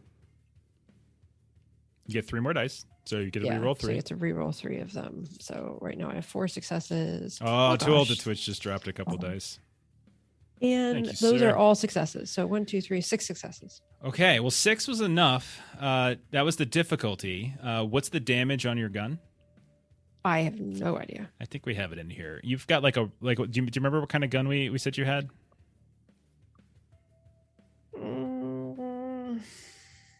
It's been a while since I shot it. Is it was it light, medium, or heavy? Is basically think about. it I in think those we terms. decided light. Okay, Yeah. It so sounds- light would be a +2 to damage. So the difficulty was 6. You succeeded. So you Okay. get the weapon damage plus the difference. You don't have any difference, so you're just getting weapon damage. Okay. Lucky for you, that is enough actually to take him down. As you just unload just like a full clip between the two shots, and he fires back at you. He misses. You can see this sort of the standing guard, where you were kind of hiding behind, kind of takes a couple bullet shots, and you can see they kind of erupt and like smash into the cinder block wall behind you, and you can see this guy falls to the ground. So Completely. he had said to her that was a mistake. And so she, after she had dispatches with him, says, I don't make mistakes. And she takes I his love it. body, pulls it behind that screen, and then like puts the screen up so that like if you walk in the room, he would be behind the screen and the screen is covering him. And that's when the phone, your cell phone, you guys were calling Maria. Is that right? Is that when, Rust was calling her. And that's when your cell phone rings as you start tucking the body by. Now the screen is messed up. There's bullet holes in it and everything, but you do your best to hide. Sure. Yeah. So yeah, phone rings. I will answer the phone. What? Maria, Wendell Drebin. He's on the premises with more Lockram guards. You got to be ready for him. All right. Well, I just took out one I'm of the coming guards in. here. And you hear Linda in the background. No, you're not. Your stitches are loose. Sit the fuck down. All right, Linda says I can't come in, Maria. But if you need me, call me back. Will do. I will text you. You could have got me shot. Linda, how does this texting thing work on this phone? I'm not very good at I'll this. show you. I'll show Okay, you. Hang up the okay. phone. Let her All do right, her all right. business. Good luck, Maria. Did Linda just say let her kill the people? Oh, she said let her do her business. Okay. Maria puts her phone down to deal with the body, then gets a text immediately that says Gord. Right. So you've got this dead body hiding behind the screen. You got the phone message from Rust. Do you do anything else, Maria, before we cut to somebody else? You can cut to somebody else. Okay. All right. Do you communicate what happened in here to both Alvin and the Rev? Yes. Yeah, I'll text them. Yeah, and I do want to point out that was a gunshot wound, so that this guy is bleeding out basically in here. So you text you text over to Alvin and Reverend Wood. They both have information. Alvin, Rev, do you guys do anything? Alvin, you've also seen Wendell Drebin too. So What did you really text? mm-hmm. Just took out a guard in the green room. Took out as vague, so I don't think I would do too much there. For coffee and donuts. Maybe she knows kung fu like Alvin, for all I know. I think I would try to stay near the stage. Okay, so you're just gonna hang out by the stage. Sure. Alvin, what do you want to do? Did we know what objective was here? I know we were here for drugs, but was like there anything You guys were just deeper? curious We're about just dust. recon. Yeah, it was just recon for dust. Yeah, Right. and now you see Wendell Drebin arrive. Okay. So I know Maria's gone to contact. I will try to find my way into like the back rooms. Okay, so there are.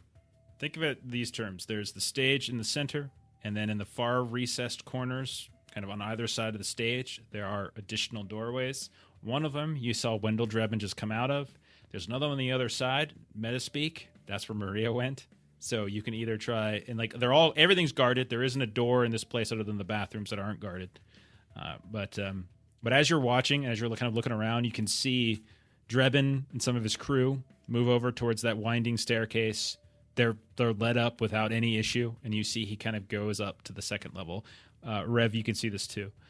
But Alvin, if you move on over, you can see again both of these doors. Like actually, you know what? Because Maria just took out a guard, it would have been the guard that was on that door. When you get over there, strangely enough, that other door that kind of goes into the business area of the club, no one's on it, which is really peculiar, actually. That's what I'm looking for. Okay. Trying to sneak my way in. Okay, you sneak your way. You want to do it like in a way that's kind of nonchalant. No one pays attention to you. No one sees you. Yeah. Okay. Sure. That's fine. Roll a stealth, I guess. Stealth dex, or you could do like a subterfuge dex or something. You're trying to- Perfect. I haven't done of those, dance so I'm right gonna over. stomp my way through. Just gonna- I'm going in the door now. Everybody, I'm going in this door. I just got one. Okay. All right, that's fine. So you go inside. You see a couple doors have been kind of opened and they're like some of them are like kind of left ajar. You start opening them up. You see, looks like a closet, with a bunch of different looks like speakers and other like electronic equipment, probably backups, things like that. You look at another. It looks to be more like kind of cleaning materials, things like that. You see a couple doors on the left. Open one up, and there you see what looks like a fight has broken out in here, and you can see this dressing this dressing corner of this room, this green room. The kind of wicker trifold is like shot to pieces, and you can see Maria is standing there. She's got her phone up, like she's just hanging up with Rust and with Linda at that point. You look up and you guys see each other. You're right. Dear, good thing I didn't still have my gun out. Yeah, I shot that guard. Yeah. Yeah, we've got Hoping- a bit of company. Drebin's Heard. here. See if we can find anything in any of these business offices. Maybe there's a exit down this hall. Let's make it quick before it gets any messier. Rust is starting to rock in the van. Linda, we got to go in, Linda. They're going to need us. We can't. Elaine didn't have. I wasn't there to help Elaine. We can't let Maria be in there with Drebin by herself. We got to go. We got to go, Linda. Well, they're not gonna let me in, first of all. Oh, they'll let us in. We're just going to go. We got to go. I know. We'll take the MedCorp van and we'll drive through the back wall. I We could mean, do that. We could do that. I could do that. Maria taught me how to drive. I I'm could do sh- that. Well, she said she'd text us if she needed us. All right. All right. All right. All right. All right. And she starts digging around in her purse and she pulls out some gum. She's like, "Have you ever had gum before?" I found some once in a box I was staying in. It didn't taste very good. Well, But this it stuff looked is like it had been- refreshing Okay. Okay. Sure. and not chewed. Okay. Sure. Yeah, I'll have some. But he starts. You see him start to inch his way towards the door, like almost as if he's trying to nonchalantly Uh-huh. get to the door. Mm-hmm. He's like, "It's gonna be okay. They're gonna be Yeah. okay, right, Linda?" She'll be fine. Linda, as you're talking to him, you see him kind of rocking, kind of starting to slide over towards the door.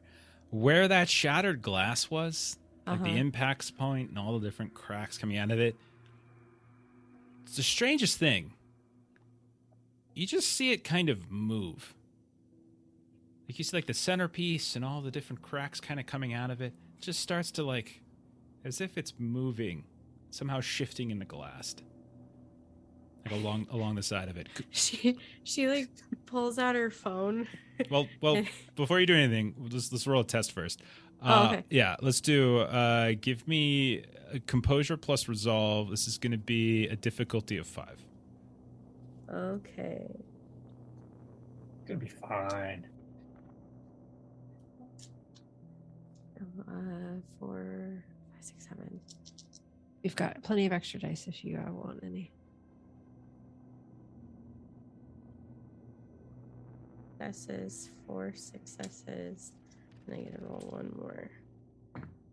5 successes. Okay, so you're keeping it together, but it is very strange, as it looks like there is a series of cracks and impact points that is now crawling along the window of the van, as if in and of itself was a spider. So Linda's like looking at this shit, and she pulls out another cigarette, obviously, because she can't handle this right now. And she's like, she's just Itsy bitsy spider. chain smoking. And then when Russ starts singing, she immediately texts Reverend, and she's like, "Your kid is singing Itsy Bitsy Spider again. A bird suicided against the window, and now the crack is crawling."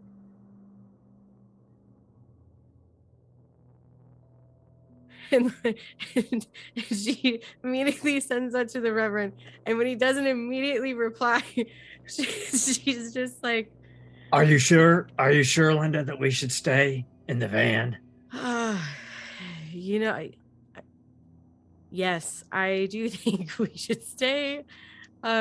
Maybe get you back on hollowed ground. I'm not sure yet. As you say that, you hear another crack, and you look behind you this time, Linda, and Kyoto, this would have been probably the way you were looking. You see something else is smashed into the window again. Now there's a second one of these things as the crack's starting to grow out from that kind of central impact point. And so you've got that crack that's crawling like a spider around the window next to where Russ is sitting, and now there's one on your window, Linda, and you can see the legs are kind of growing out from it.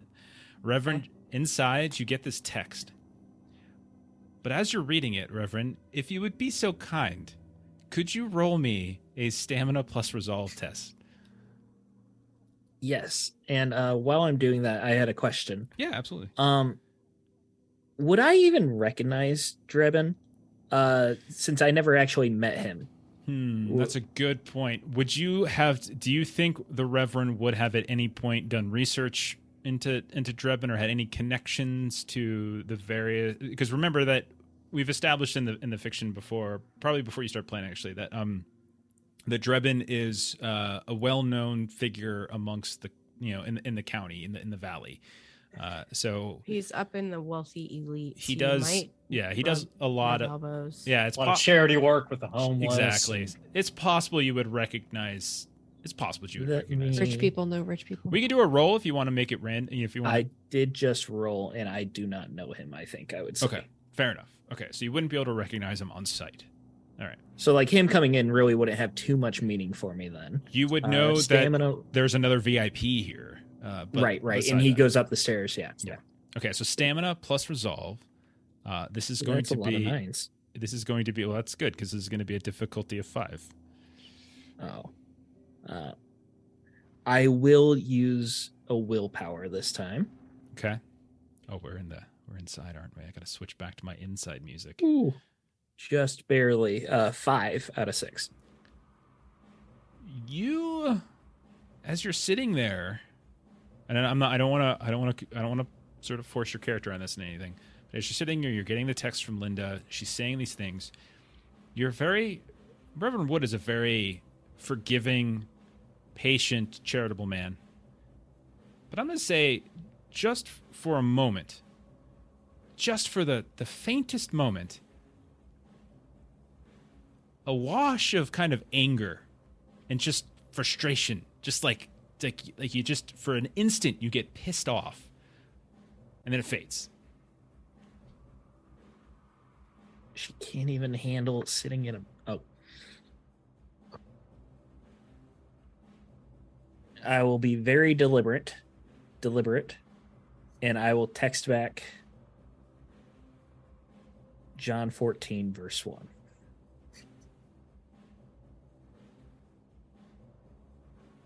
And I think I'll start making my way outside at that point. Like, the VIP has me interested. I'll text Maria and Alvin leaving, be out front. Okay. As you're heading out, you actually notice something a little different about the folks that you're walking past. Something different about the security guys, as you see all of them have put on what looks like some kind of breather mask. And so it's like this little thing that every one of them now suddenly has it, and they didn't have it before. And as you're walking out, you hear a voice kind of muffled coming out from underneath him as you get towards that front door. He uses here, "You're leaving kinda early, Father. The real show's about to start." That was coming from someone right next to me, you said? Someone right at one of these security guys by the front door. He's got this mask on as you're going, trying to leave the club. He's not barring it, but he says something to you as you go towards the front. It's just a bit past my bedtime. I have an early morning, and I'll move to walk past. Well, you have a good night then. And you see, like, he reaches over and he pushes the door open for you and lets you out. Door closes. You see there's a line out here. There's another one of these bouncers out front. Same guy he saw before. You kind of look at him. He doesn't have the mask on. He kind of looks back at you. He kind of gives you a quick nod. You head out. I immediately start calling, we'll say Alvin. Okay. So you Yes. call. So Alvin, yeah, phone rings. You're in that green room. Those guards have gas masks on. Something is about to go down. Aerosol based. Try to find some sort of filter if you can. Saying that, I'll have to point at the body that Maria killed and have her check for it. And you do, in fact, find one of these. So find a gun. You find what looks to be like some plastic handcuffs, things like that. A badge, wallet. We got one, but we are in the back right now. Hopefully, whatever it is, will be out of the way. I'm out front. I'll see what I can do about getting more masks. Maybe even create a distraction. And I'll text Linda fire emoji with a question mark. Linda, you get a text that says fire emoji question mark. You're hot? Is what she texts back? Did you take off your jacket? God damn it. I called Linda. He wants us to drive a van through the wall. That's what he wants, Linda. I wish Russ was in charge. That would be so great.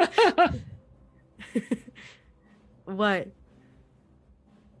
Men in there have gas masks. They're going to do something to those people. We need a reason to evacuate. Could we start a fire? I mean, we could also just trigger the fire suppression system. You're the expert. I believe in you. Get it done. I do bombs. On the phone, while you're on the phone, you hear. You look to like the sliding door. You look behind you. There's a window above. Another one of these things has crashed. Look at the windshield. And now it's just like suddenly hailing all of a sudden. There's like 7 or 8 of these now that are starting to crack. The one right next to you is starting to move. There's this whole, like, the whole entire van is now just covered at this point in these small little kind of spider cracks that are shifting and moving around the windows. Russ, you see these things as well. She's coming. You know that, Reverend. We have to act now before she gets here. Let's take one of their vehicles and drive it through the back of the building. That'll cause an evacuation. Nobody will get hurt. I can do it. If I hear him on Linda's phone. Yeah, like he's just yelling. It's time, Reverend. The war's here. Drevin's here.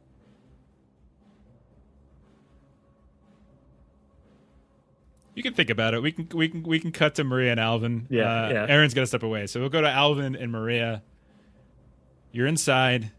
You've got this singular mask, just a small breather mask. Nothing too crazy. Maria's going to throw it Alvin's way because he said to look for it, and so she finds it. She's going to throw it to him. Okay.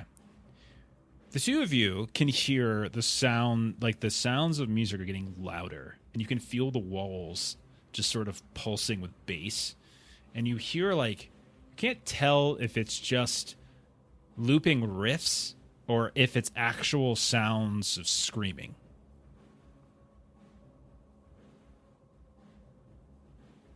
Well, Alvin, do we find a side door and get out of here, or do we act the damn heroes? We've got to find a fire alarm or something. See if we can trigger. Wait, we don't know that, do we? No.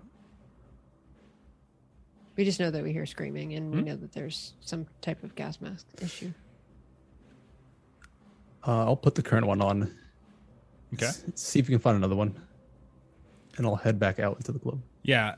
We'll go back out to the hallway, see what we can find. Okay. So, Maria, if you start looking up and down this hallway, I'll say that there are a total of 3 of these kind of green room prep rooms. They're not the fanciest things in the world. There's one that's much nicer than the others.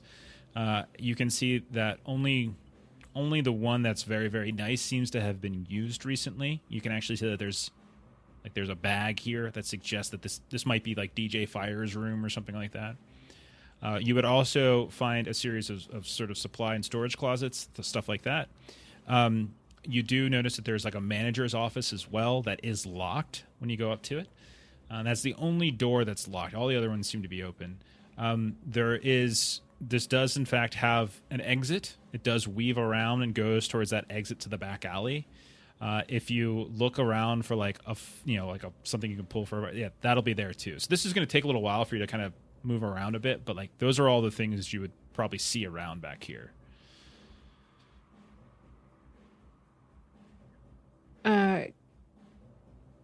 Alvin, you want to see if we can get out that door? I think Alvin said he went back out. Yeah, I was going to see what was happening. Okay. If anything is happening. Okay. So Alvin, when you look out, you see the most violent mosh pit you've ever seen in your life, as the whole crowd is like, it doesn't look like anyone's killing anybody, but you can see that there is, it's no longer just like this fun young crowd bumping into each other. No one's really having a problem, but you see just like this sense of rage just like wafting through them. And you see people picking others up and slamming them down. You see like people just full on punching folks. You can see others on the ground. They're just sort of smacking and sort of like dropping elbows here and there. No weapons, but everything seems to be kind of perfectly cordoned into the dance floor. And anytime it seems to spread out in a way, you can see that there's one of those like lockroom agents there that has what looks almost like a canister, almost looks like a big old fire extinguisher, and they just kind of fire it at them, and then they kind of looks like they get disoriented and then just sort of get pushed back into the pot to that big pit. Oh God, it's horrible out there, Maria.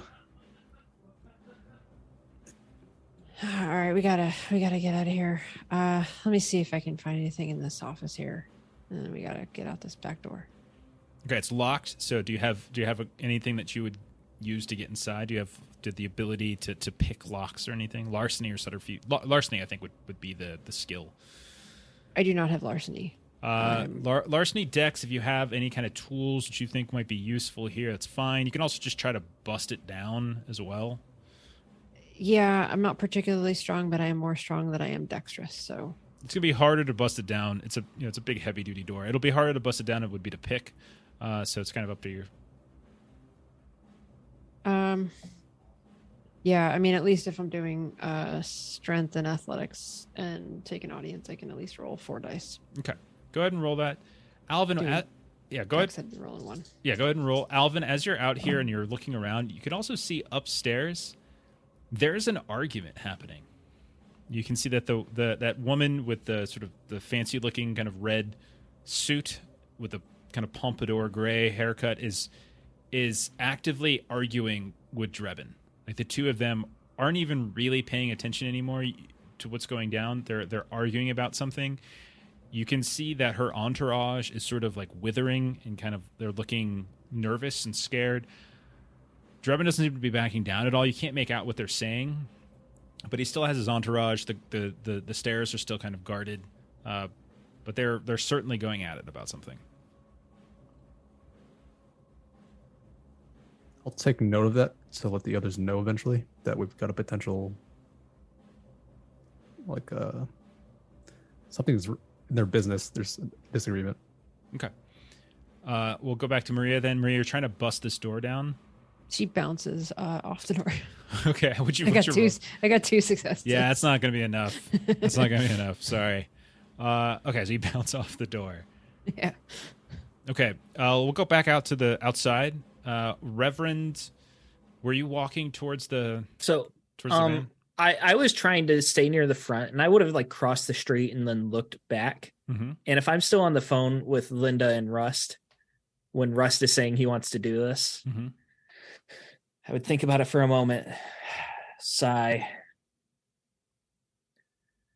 He races over the ground with a roar and a fury, and he does not stand still when he hears the sound of a trumpet. Job 39, verse 24. Rust, if you can do it, do it.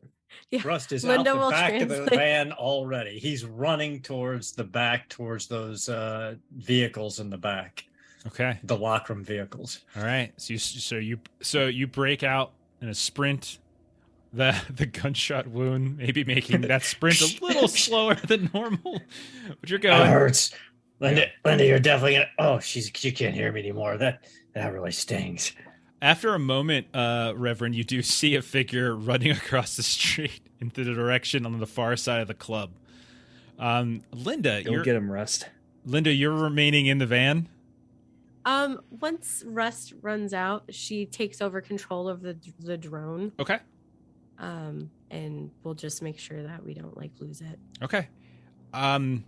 So I know you're playing Linda as like a really cool person, but you have like about a dozen of these moving spider cracks she's around gonna the outdoor, like the drone with her out of the car. Okay. And she's going to the Reverend. Okay. So you step out of the car and you're like walking towards the Reverend.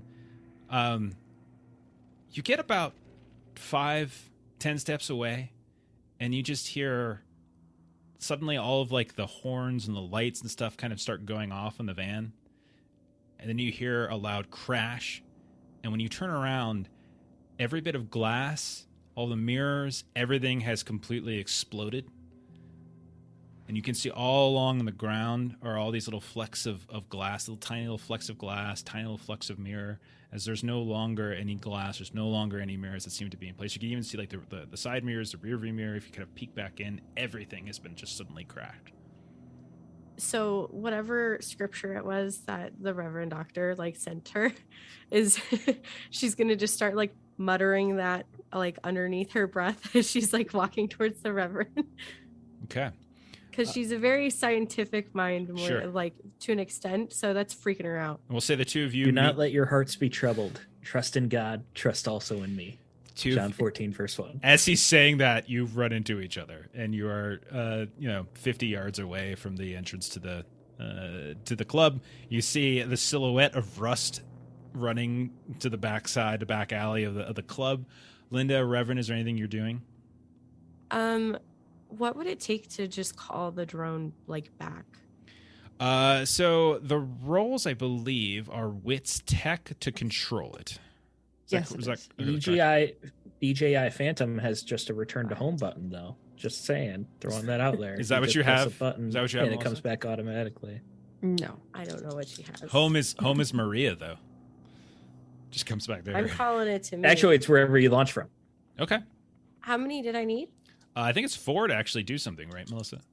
Yeah, I think it's just a standard success. Yeah, standard 4. I got 4. Okay, you do manage to control, bring it back to you. You have the drone in hand, no problem. Anything else to you are doing? Go ahead. No, you go ahead. You said that they locked the front door, right?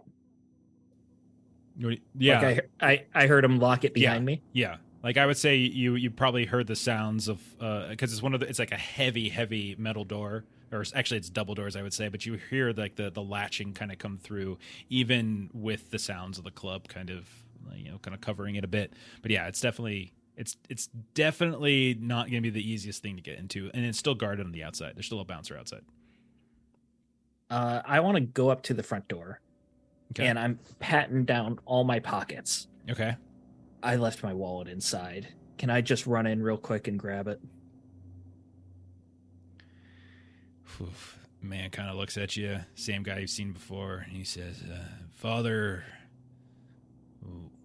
why don't you come back tomorrow in the light of day, and I'm sure it'll be in the lost and found.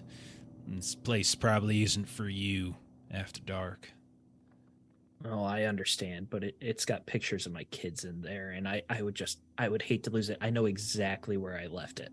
Well, why don't you tell me, and I'll get one of the boys inside to fetch it for you. Are you sure it'd be faster if I just go in and grab it myself? I'll be in and out. You know me. I'm here too late already. My wife called me. She wants me home. All right, you can do your roll. I would say it's either manipulation or charisma for attribute. And I would say skill sounds like persuasion, I would suppose. Yeah. We'll go charisma persuasion. That's 8 dice. Difficulty, man, considering the situation, this is not easy. This is a 5. This is very much Would you like any hard. extra dice? We have 6 of them. Trust in the Lord, trust also in me.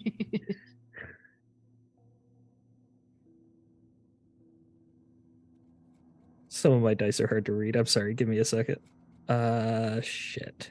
I'm going to spend a willpower, and I can reroll up to 3. Yes. Okay, well, that's going to be tough then.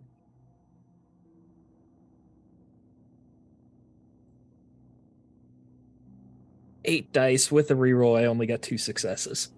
He looks at you and he says, just tell me where it's at, and I'll get one of them to fetch it. No worries, we got plenty of folks on tonight. And what's it look like? I understand. It's just bifold, and I just make up something about like where it would be on a bar stool or something like that. 1 sec, and you hear him just like bang on the door really, really hard, really loud. The door opens up. You see a fella, same guy who talked to you on the inside, leans out. He's got that breather mask on, and they kind of have an exchange. And he tells him, and like the guy on the front. If he opens the door, I would like to rush it. Go, Reverend.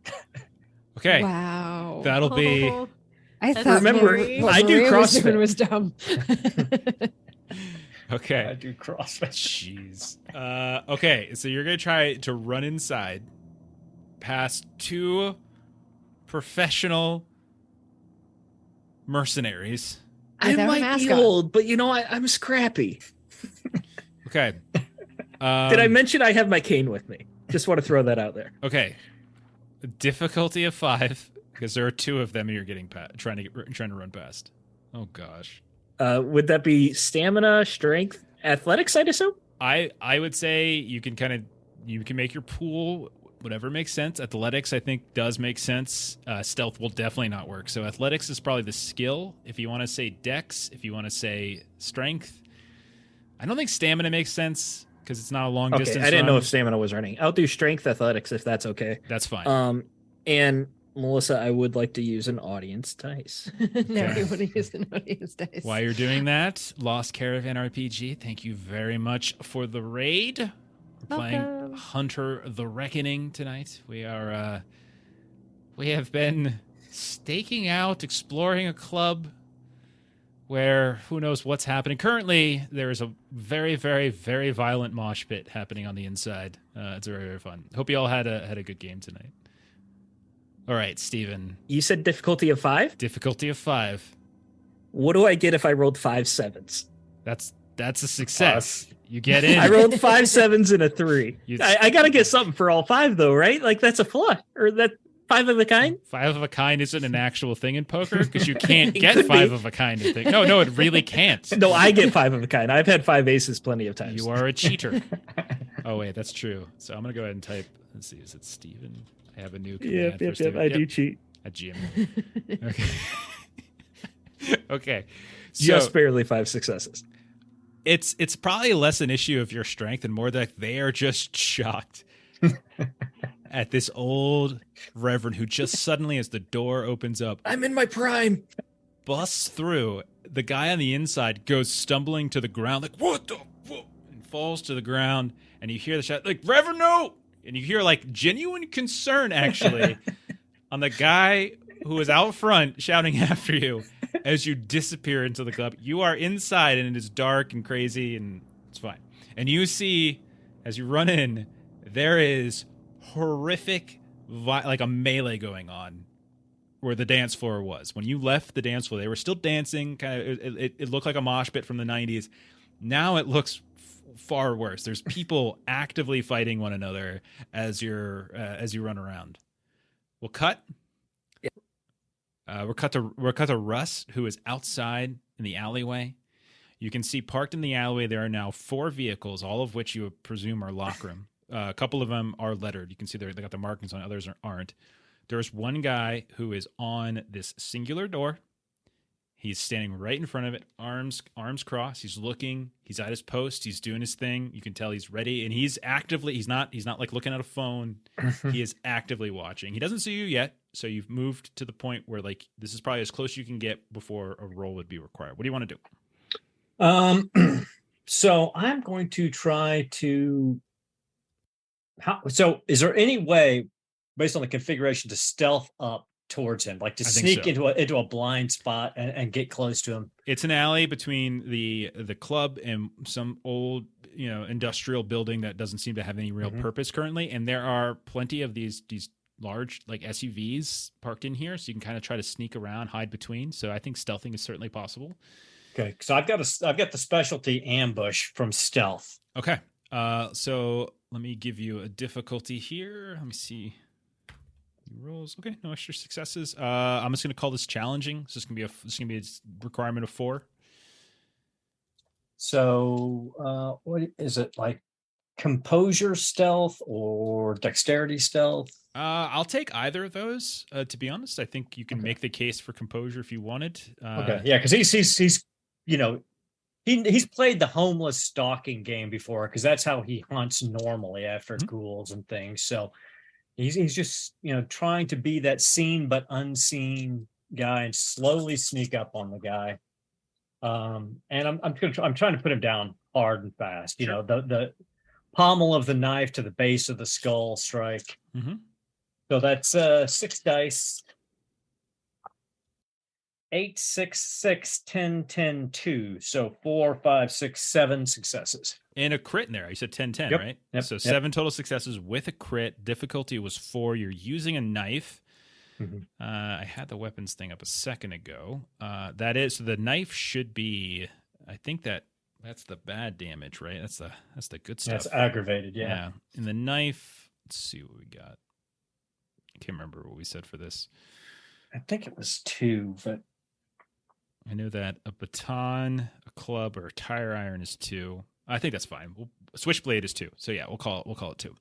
So you've got I'm sorry, you said it was 7 successes? 7 successes. 7 yes. successes, difficulty of 4. So that's 3 damage from the differential, plus 2 from your weapon, 5 total damage as you come up behind this guy. You're sneaking up quietly. And just when it looks like you might, like his head is turning in your direction, like you make a step and there's like some gravel on the ground and you see his head look in your direction. He doesn't see you right away, but then you hear suddenly something, Quixote, as you hear something crack and his head kind of whips around. He's like, what the? You see him take a couple steps away from the door, and he's like peering at like a car window. You take that moment to sneak around. You just right behind, stab right in the neck. He kind of grabs the. He grabs the car. You can see it just sort of falls down. There's a little swipe of blood. You see this crack, this impact point of something. You don't even see what impacted it. And you see all these different cracks kind of coming out from it. And you can see that from there's a basic light over top of the door. It's causing this little reflection in the light. And you can see once more you're having that weird kind of delay on that reflection between yourself and your reflection in the window. And then it kind of eventually sinks. But you realize the guy's down on the ground, blood on the window. He's got him. He whispers in his ear, "You serve the darkness. I don't care what the reflections say. I don't." And he falls. And you can see him, he kind of shudders, and he's out. Door is unguarded. I take his gun. Yeah. He's got a gun, he's got a badge. And his respirator. Got a respirator, yep. Yeah, you would have heard about it. Russ doesn't need more guns. This is a better gun. Okay. And he moves in the back door. And you go inside, no problem. And you can see hallways and things like that. You're in we know meta-wise, you're in the same basic area now as Alvin and Maria. So let's cut back to Alvin and Maria then. So last we saw, Alvin, you were in the club, you saw this craziness happening. What would you do at that point? I can't stop it myself, so I'll just go back into the halls here. Okay, so you go back into the halls, and from our perspective, we see Alvin go in the door. The door closes, and within seconds, we hear a commotion kind of come from the front door, and we see this old man burst into the front door of the club. And this wonderfully comedic timing as you guys are just off. Okay. We're the Keystone Cops. Yeah. Alvin, you can easily find Maria. You find her in front of a door, manager's office. It seems like it's a big, heavy metal door. It is locked. So Too Old in chat actually made a good suggestion. Maria wants to go back to the guard's body and see if there are keys. Yeah, you go back, you scramble around, and you do find in this small little like belt pocket he's got attached to it. You open that up, and there's a little ring of keys. There's a handful of keys in there, like mechanical back keys. to the manager's door. Okay. Go back to the manager's door. Door opens up. You can see in front of you. It's very neat, very tidy. It's not well decorated in any particular way. It's very sort of stark. But you can see there's very clear filing cabinet, shelves. There's no excess anywhere as you're looking around. Like you don't see like anything on the wall that shouldn't be there. There's no real sense of like, oh, there's all these different and there's not like calendars on the wall or posters on the wall or anything like that. Everything seems to kind of have a place. It's very neat, very tidy, very fastidious. You see the desk in the middle of the room. You can see it's one of those offices where you come in and you can look at the person who's there. There is what looks like a series of small windows, but they're not like openable windows. They're just probably for light to kind of get let in. And they like you can't look out them, but they're really just at the very top of the walls. And there is a computer set up as well. What do you want to do? Maria is just gonna quickly try to go to the filing cabinets and she's looking for anything that looks familiar, any names of things that we've kind of come across in our investigation. Okay. Alvin, anything you're doing in here? Just pretty much the same. Just seeing what information I can get out of. Okay. In here. Both of you can. I will say we can do this. You can either roll separately, or you can kind of assist one another, or something like that. We could do an investigation test, and you can just kind of find what you find. Do you have a preference? I've got 3 investigation. I have 2. So Okay. I can assist. Paired with intelligence? Yeah, that's fine. I would say wits probably. Well, no, because you know what you're looking for. Yeah, I'll take intelligence. That's fine. Okay.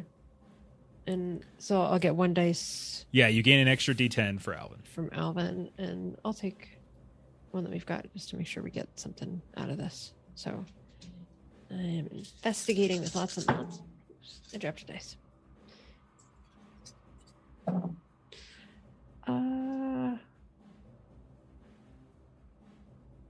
Wow. Well, 3 successes with all of that. Okay. No, sorry. No, it's 2 10s. So it is 1, 2, 3, 5 successes. Okay. So if you're looking around for stuff that you would know, you said, right? You're going through filing cabinets, etc. Okay.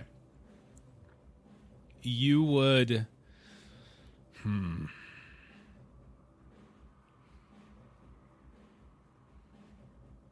I mean, mostly what you're finding if you're going through filing cabinets seems to correspond to what looks to be very mundane old orders, tax documents, what looks like various packets for previous performers and things like that.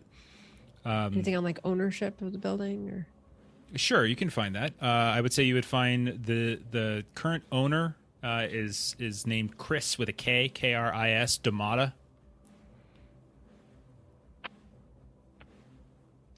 Seems to be on the place. You don't see like Wendell Drebin's name's not popping up anywhere. You don't see that showing up in any paperwork anywhere here or there. Any bank information for like financing for? Yeah, you recognize the bank too. Your sister works for it. Yeah. Which is, what's it called, by the way? Southwest Savings Loan. Southwest Savings and Loan. Okay. Very very You got to come up with flavorful. noodle acronyms. Yeah, Southwest Savings and Loan. Okay, Southwest. Okay. It's very very World of Darkness flavored bank there. Southwest Savings and Loan. We can always We'll refurb workshop it that a if- little bit. Yeah, we'll workshop that one. But It sure, definitely fits the area, though. that's true. But Southwest Savings and Loan is not necessarily the bank that I would expect various World of Darkness people to be. That's how they go embroiled with. undercover. Hey, that's a fair point. But no, you definitely recognize the bank. Okay.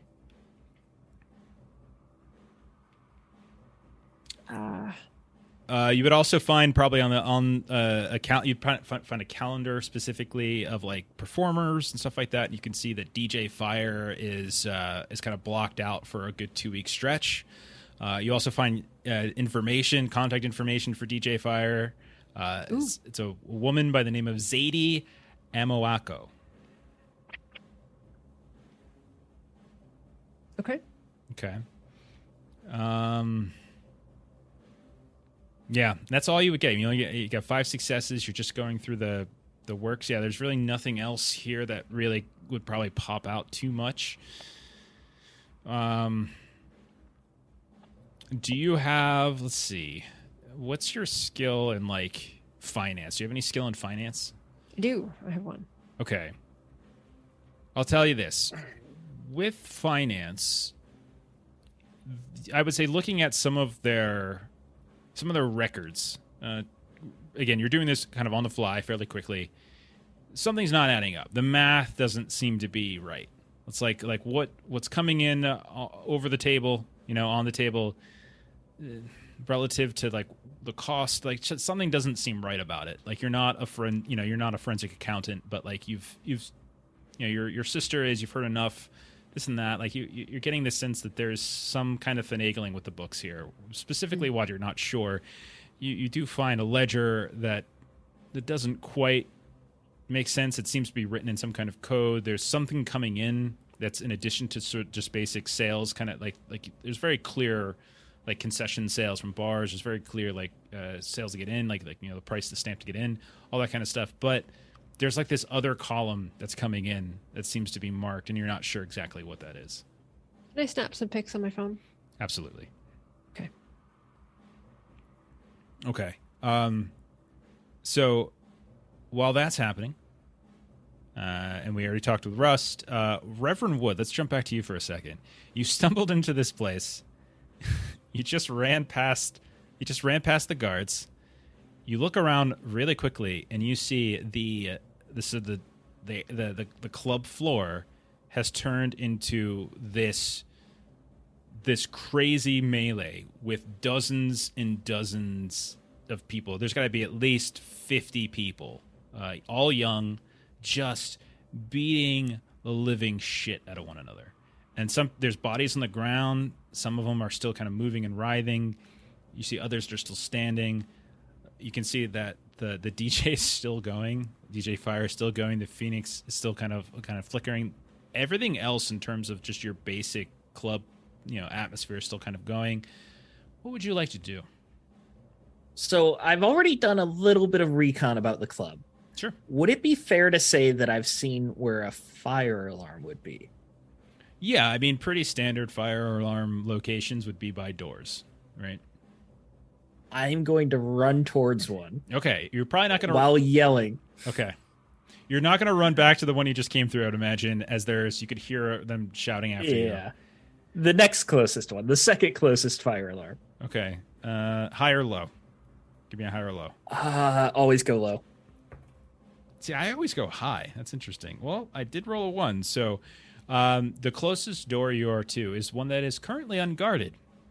We know that is the door that Alvin and Maria went down. Reverend would not know that, but it's unguarded, and you run right up towards it. There is a fire alarm. While I'm running through the crowd, I want to be just yelling, "The multitudes who sleep in the dust of the earth will awake." Daniel 12, verse 2.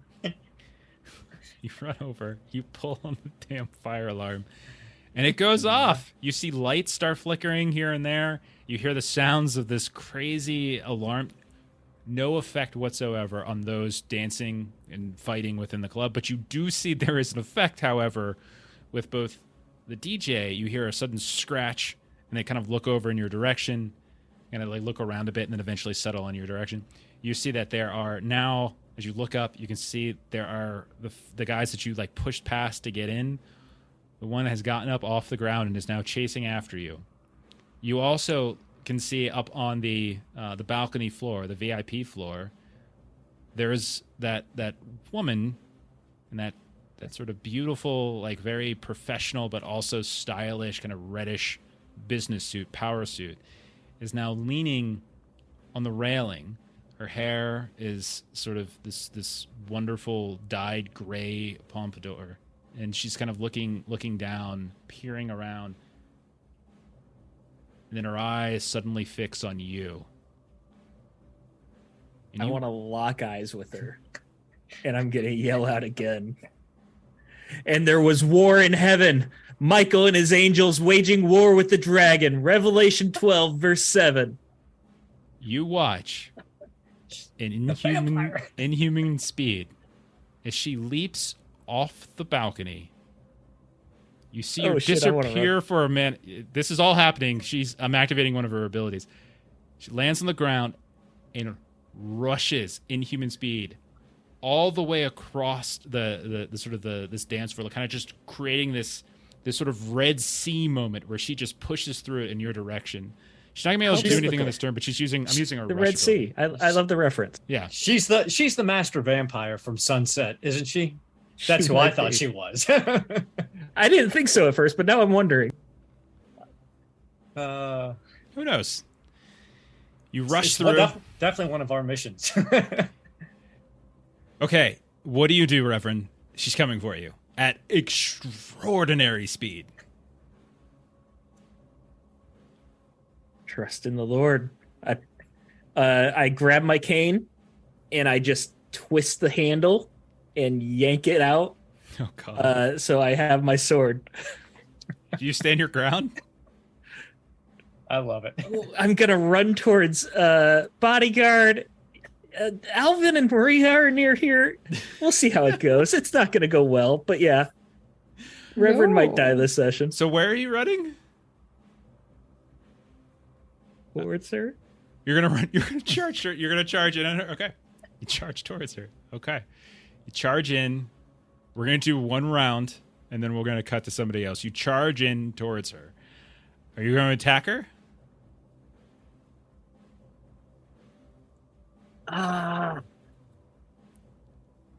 Yeah. Okay. Go ahead and roll strength melee because you're using your weapon. Yes, that. Ashley. Ashley has it right. What- Ashley's face has it right. Yeah. Okay. I'll give you your difficulty 1 second. Oh God.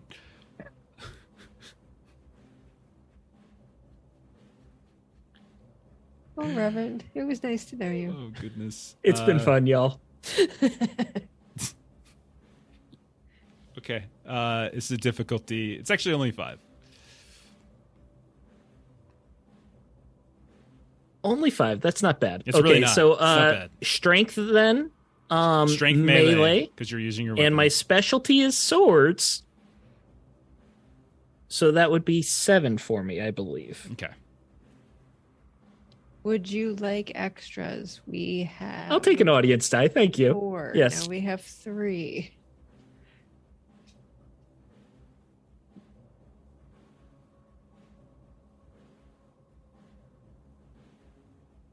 Okay. So and again, I'm yelling as I'm rushing towards her. Do not suppose that I have come to bring peace to the earth. I did not come to bring peace, but a sword. Matthew 10, verse 34. Okay, that's not bad. Strength difficulty 5, you said? Difficulty 5. Yeah. If I roll higher, do I get more damage? Is that how that works? Yeah. Differential. I'm gonna spend the willpower to re-roll, but I did get 5 already. Okay. So go ahead and spend the willpower. Roll. Nothing. Okay. So you did 5. Do you know the damage on your weapon? No, I'm sorry. No, that's all right. That's all right. That's all right. So you're using a sword, basically. It's not a broadsword. That's too much. It's a lightweight sword, yeah. I would More like a fencing sword. I would put. Well, we'll put it at the 2 level. We'll say 2. So we'll give you a +2 to it, equivalent to a knife or something like that. Okay. So you lunge out, and I think the reason why it's easy, why you're able to hit her, is because she was actually surprised that you charged in at her, and you, without a whole lot of difficulty, like you almost use her speed against her as you just thrust the sword cane out, right? And you feel it just stab right into her belly. And she looks down at it. And she looks up at you. And Did I mention it's a silver sword? That's fine. So in that Okay. case, she looks down at it. And then she looks up at you. And she smiles. We're going to cut for a second Yep. to Linda. You're outside. You got the drone. You don't know what's going on the inside. She has no idea. You have no idea. You just heard the car explode behind you, basically, blowing out all of the glass, the mirrors. You know that the Reverend just ran inside. Yep. You know that Quixote went around the back. You know that Alvin and Maria are still inside. What would you do, Linda? I think she'd get away from the creepy fucking van. So she'd start heading towards the back because she's already been back there once, just to see like what's going on with Rust back there. Okay. You step around behind, and you can see that there's a row of these vehicles. You hear the sounds, like the music is so loud. You hear there's something underneath it. You can't. It sounds different. It's like a bell almost kind of going off underneath it. But as you're kind of slowly walking down this alleyway, you realize that it's dark. Like the light over top of the door that you've seen before is completely dark. And you hear something. Like you can't really see anything. There's no lights. Everything's dark. But you hear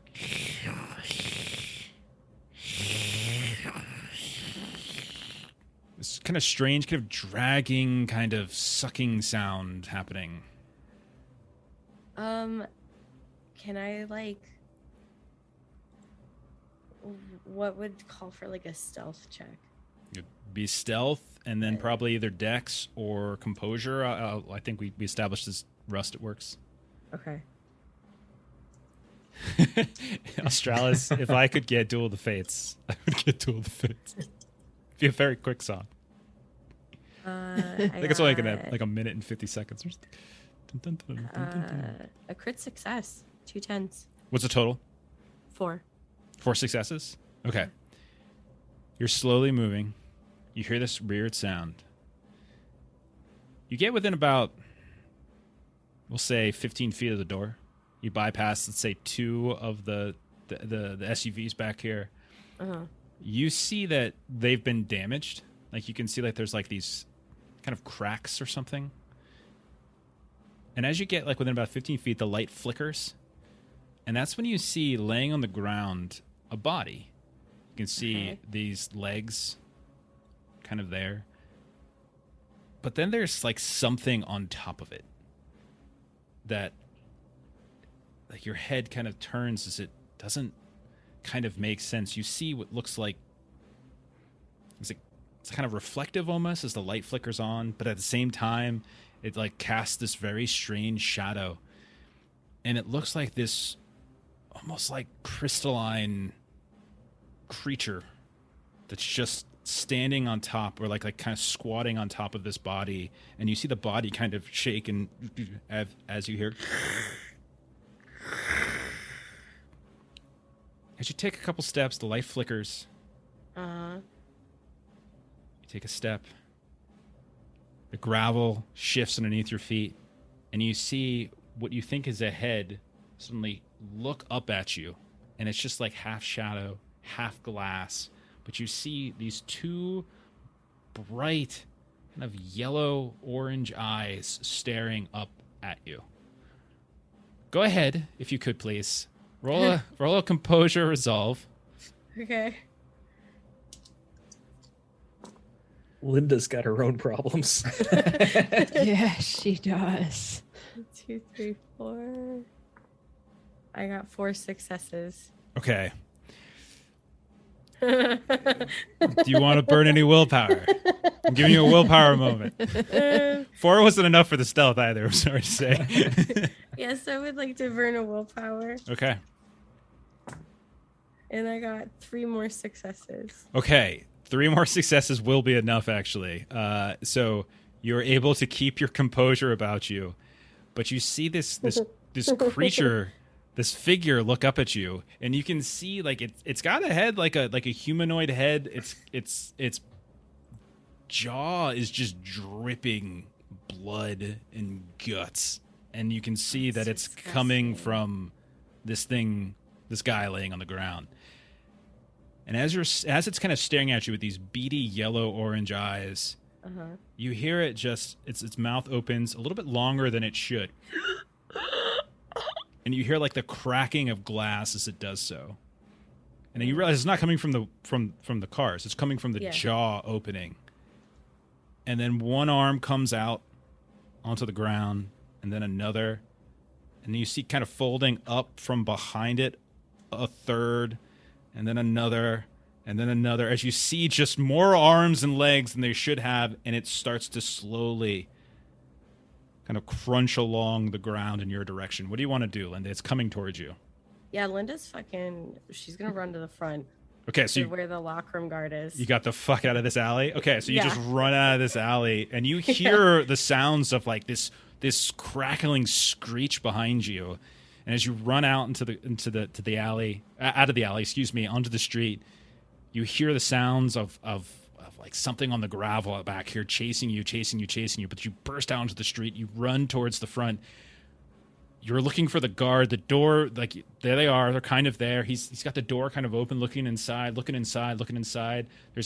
like a handful of people still in line who are still kind of waiting to get in, even though no one's been let in for a while. You look back over your shoulder. You're not being followed. Okay. So, what do you want to do? So I think, Linda would be a little bit mind fucked. Okay. But I would like to. She'll start heading back towards the alleyway, and I want to do. Wait. Are you going back, or are you running away? Oh no! You just said you left.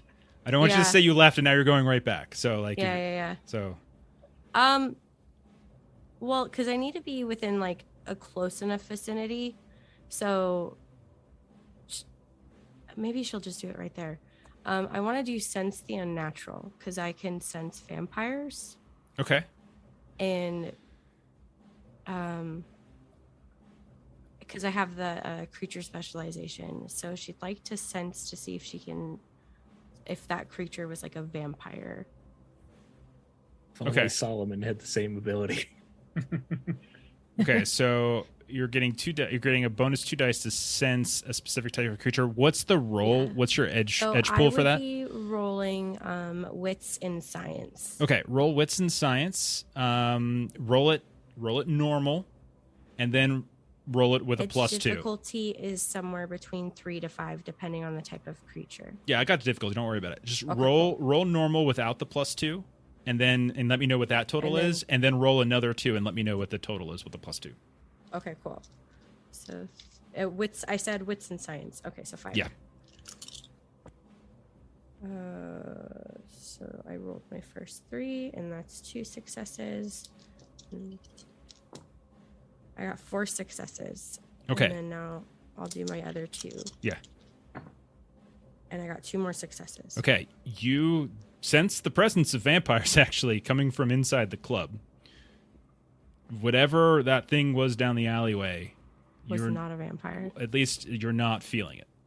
Okay. Okay. All right. We're going to cut then Oh shit. to inside. Alvin, Maria, you're looking around. You suddenly hear footsteps. You look up out the door and you see in the hallway underneath like this flickering emergency light, you see Quixote Rust with a gun in one hand, knife in the other, blood dripping down from it. He's standing in the hallway just about 10 feet from you. The three of you can see each other. What the hell are you doing, Russ? All hell's breaking loose. We got to get out of here. The Reverend sent me in to cause a distraction. Hell did the Reverend send? Is the Reverend in here? He was out front the last time I saw him with Linda. All I know is Drebin is in here, and all hell is breaking loose out there on that dance floor. You got to be wearing a respirator or you're going to go crazy like everybody else on these goddamn drugs. We've got to get out. But he took me in to make a distraction. So you guys go out that way. There's a dead body out there, but you can ignore that. I'll go in and cause a distraction and be right behind you. A distraction? Who are you distracting? The guards, so they don't follow us. I guess if you're already here, I don't need to worry about that. Let's just get the hell out of here. It sounds good. Maybe we just like start a fire in here and then go out the back door. We don't even need to start a fire. There's nobody on the back door anymore. I killed him. I would say you guys, by the way, in here with the music muted a little bit through the cinder block walls, you do hear the fire alarm going off. Actually, it started going off a few moments ago. That was not me. I did not start fire to this building. It wasn't us I either. was gonna drive a van through the door, but I didn't have to. So You don't drive my van through buildings. That is not a thing we do. No, not your van. I was gonna take the Medcore van and drive that That's through. fine. Screw them. I'd never hurt your van. Alvin, you ready to go? All right, Kyoto, get us out of here. All right, so Quixote turns around and goes back out the way we came. Okay, so we're playing. Shit. We're playing fast and loose with time. Okay. We don't know you're in here. So we're going to say whatever fair. happened That's with fair. Linda has already happened. So you step outside the door, and Quixote, you stab this guy in the back of the neck, right? Mm-hmm. Very clear. You left him on the ground. There is a kind of a crack in the window of one of the SUVs back here that kind of distracted him. Something you don't even know how that happened. As the three of you step out, you notice a few things. First of all, the light is flickering above you. You don't remember that. Secondly, you notice that there is not a single intact window or mirror out here, as there's just all along the ground, mixed into the gravel, are all these little tiny flakes of glass and flakes of mirror. The next thing you notice is that this guy that you killed, his torso has effectively been just ripped and caved through. Like you can see it's like someone has been gnawing directly through it. His face is his chin is kind of gone, his neck is sort of ripped out, his chest is kind of ripped out, and you can see it's just this jagged explosion of bone and viscera laying on the ground. It's pretty gross looking, so why don't we say Composure Resolve? Pretty simple to keep your cool here. Composure Resolve, I'll just keep this at moderate. You guys are hunters. But it's pretty horrific to look at. Do you have a couple extras if anybody wants? No, I'm good. I got 6 successes. You're totally fine. I would say you're probably confused to some degree over what happened, but you're keeping it together just from the horrific sight. Maria, Alvin, I didn't do that. I just severed his cervical spine with one quick jab to the back. And I also didn't break all these windows. That wasn't me. Yeah, I believe you. I don't think you could do that in your current state. No, not easily. That would take some time. And I was coming in to get you. I wouldn't waste time tearing a person apart like this. Well, if it wasn't you, then something's out here. Well, I keep telling you there's some shit going on down here. Well, let's go get the Reverend and Linda and get the hell out of here. I think we got enough evidence for one night. Maria got 3 successes. Okay, that's enough. That's fine. You're keeping it together. It's gross. You feel tiny little, oh god, but you keep it together. Alvin? I also got 3. Okay, so all 3 of you are okay. You do see that there's like in the gravel and in the the flakes of glass and stuff that are on the ground. You can see that there's tracks kind of coming and going. You don't, and like little flicks of blood here and there, but you don't really see anything. But if you're just running, you run out of the alleyway, you get out into the street, you look around. You can see there's Linda. She's like, you could see her kind of lingering out in front of the club, not by the front door necessarily. She's got your drone in one hand, Maria, and she's got like your tablet in the other. She looks a little off, like she's just sort of like looking around. And I would say at one point, Linda, maybe you're like when you're sensing, she's kind of jumpy. Yeah. And so you guys will watch her because like to be able to like sense the unnatural, she has to expose her blood. So she kind of just did like a quick cut on her palm. So her palm's bleeding really heavily as she's like got your tablet tucked in, and she's kind of like pointing her palm around, like that's what she's using to sense the unnatural. And so she looks like a total wacko. You guys have no idea what she's doing. And because only really the Reverend knows. And then she sees you guys come from that alleyway, and she's like, what the fuck? Did you see it? Body, Listen, yeah. I did not do that to that guy's body. I told Maria and Alvin, I just one quick slice in, and out. I know what I'm doing. That's and she like lowers her voice when you guys get closer. That's not what I saw back there. It was some like glass, like he had multiple arms, and like he was running after me. I thought I was gonna die, and it wasn't even a vampire. I don't even know what it was. There's vampires inside the building. Where's the Reverend? What do you mean? Where's the Reverend? He was with you the last time I saw him. He followed you. Nobody came in behind me. Oh my god! We have to go back inside. We have to get the Reverend. Is he inside? We just left inside. There's All right, vampires in there. Russ just takes off running back across towards the front door now. Okay. He's like, all right, damn it. Okay, we will cut now to the Reverend, who last we saw had just stuck this vampire woman in the belly through her beautiful suit. She looked down at you, you looked up, and she smiled. And as she's smiling, you can see her lips start to peel back just a little bit, and you can see the fangs are very clear. And she says to you, "You seem to come to the wrong place at the very right time." And you can see she's kind of like lunging at you now. So she's going to try, you can tell she's trying to kind of grapple you as vampires might do. What would you like to do now, Reverend? Does pee your I would pants like count? to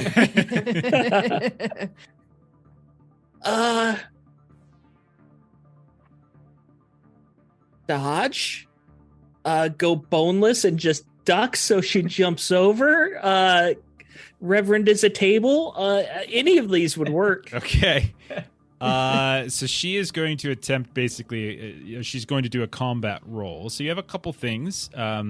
Instead of fighting back, if you don't want to fight back, you can do Dex plus Athletics to try to dodge. She can keep that sword for all I care. Okay. So do you want to roll I'll Dex? buy another. So you want to roll Dex Athletics to try to dodge away from her? Is that? Am I understanding that correctly? I give her, like, with my hand on the sword, just turn that into a shove to push her away. If you're going to do that, it's going to be Brawl Strength. I'll take Brawl Strength if that's okay. Yeah, it's fine. I do. It's going to be more difficult this time, as you're not catching her by surprise. Okay.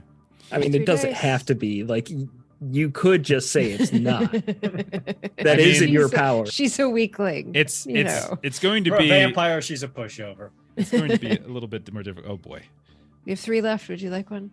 what is the danger I'm level gonna at? need one. Oh god, Steven.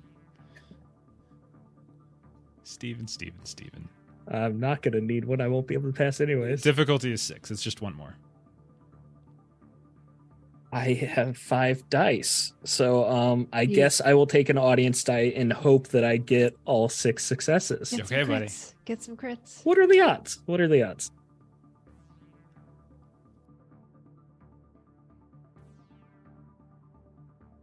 Okay, I'll spend a willpower and re-roll. Okay. I Got only need this. to re-roll 2 though, so that's good.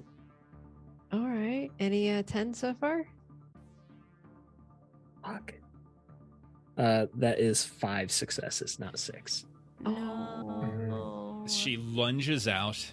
You can feel your arm just kind of get bent strangely as like you try to shove her away, but she's just, despite her slender frame, is more powerful than you.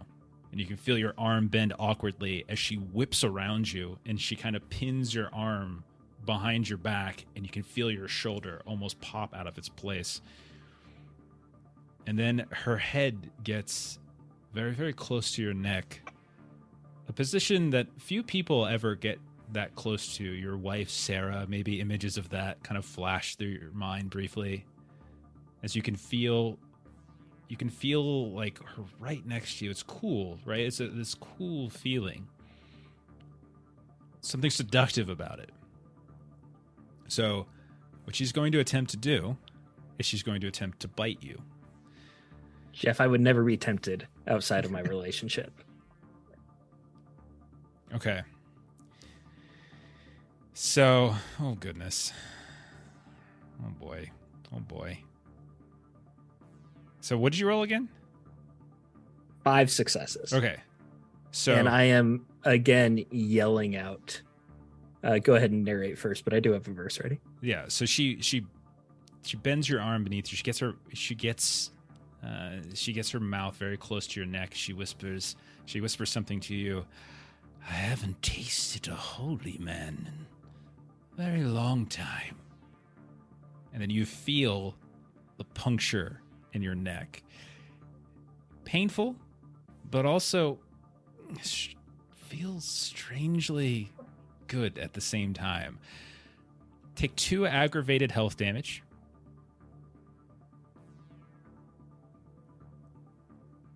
You've just been bitten by a vampire. To struggle free, which you can try to do this turn, requires an expenditure of a willpower point because you are to prevent you from yielding to the seductive effect of a vampire's feeding, as she is now Definitely gonna do that. feeding on her neck. So spend a willpower point, and then you can roll a test to try to break free from her. And it's only going to be Bites 5 my this time. neck. And I don't yell this time, but I try to turn and look at her as best I can. You can just barely see the tip of her kind of slender but pronounced nose, the paleness of her skin. She has a very elaborate eye makeup on, but you can't see the fullness of her face. When the wicked came upon me to eat my flesh, they stumbled and fell. Psalm 27, verse 2.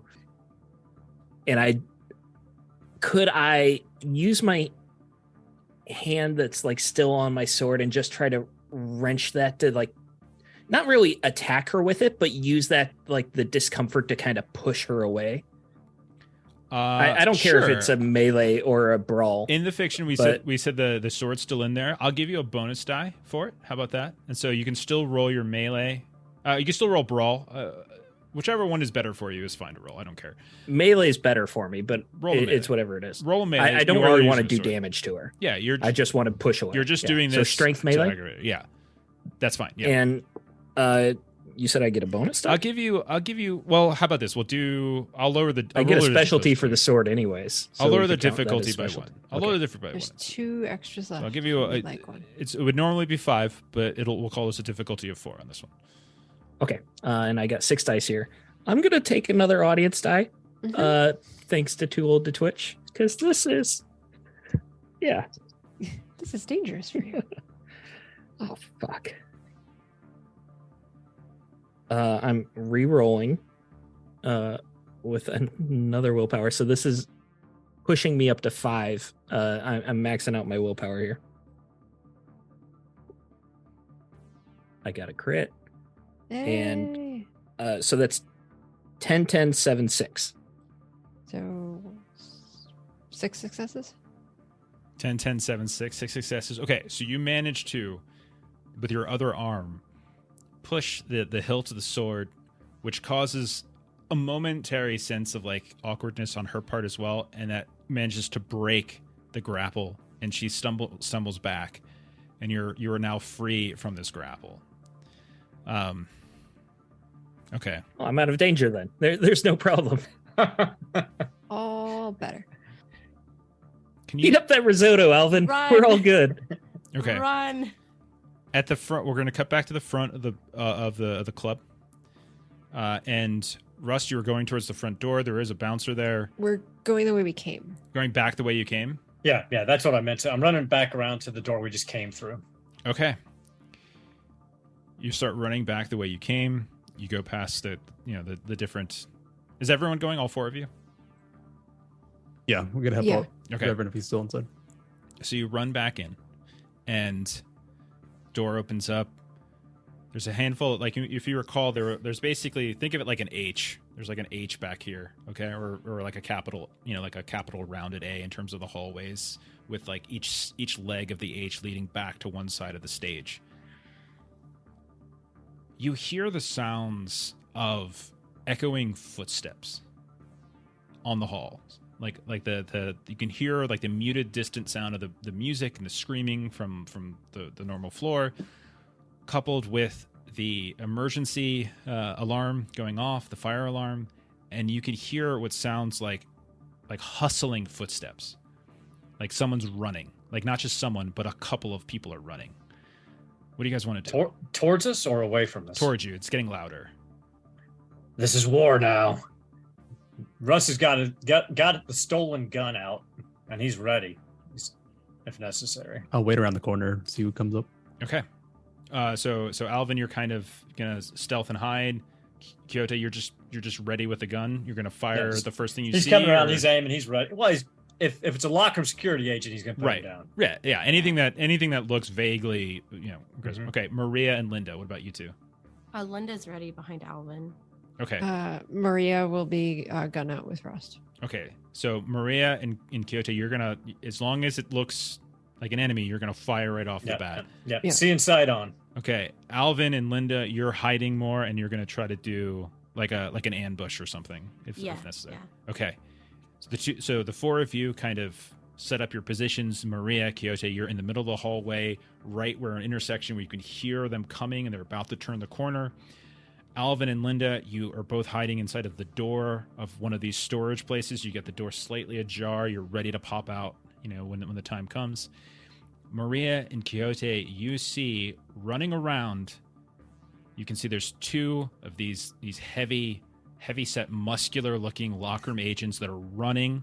There's a whole group of them because it looks like they're running and trying to get Wendell Drebin out of here. As you can see that there are 6 of these guards that are protecting the president who's at the middle. Have they seen us yet? Once they turn that corner, Yeah. 'cause they we will weren't see hiding. you. You are in the middle of the hallway, but you guys were ready, so you will get to shoot, no problem. So they run, and they see you. There are two Damn. guys out in front. You can either choose to shoot the same one. You can choose to shoot different ones. What would you like to do? Yeah, I'm gonna point out one of them, and Russ can either shoot the same one or not. No, I'll shoot for a separate one. Okay, so We'll try to take the two down in the front. absolutely. Okay. So you're doing this. You're doing this from ambush. I will lower the difficulty. They are while they are prepared for a situation, they're not prepared that there's two people in the hallway ready to shoot them. So Right. like, we'll call this. Where did I put them? So. And they won't get a shot back. So this is just going to be like they're not going to like they have guns ready, but they're not going to fire back. So I won't make this a contested shot back. I'm just going to make this. Do they manage to dodge or maybe not even dodge, but even take it? We'll call this a difficulty of 3. Got 4. Okay. 6, 7, 9, 6, 4.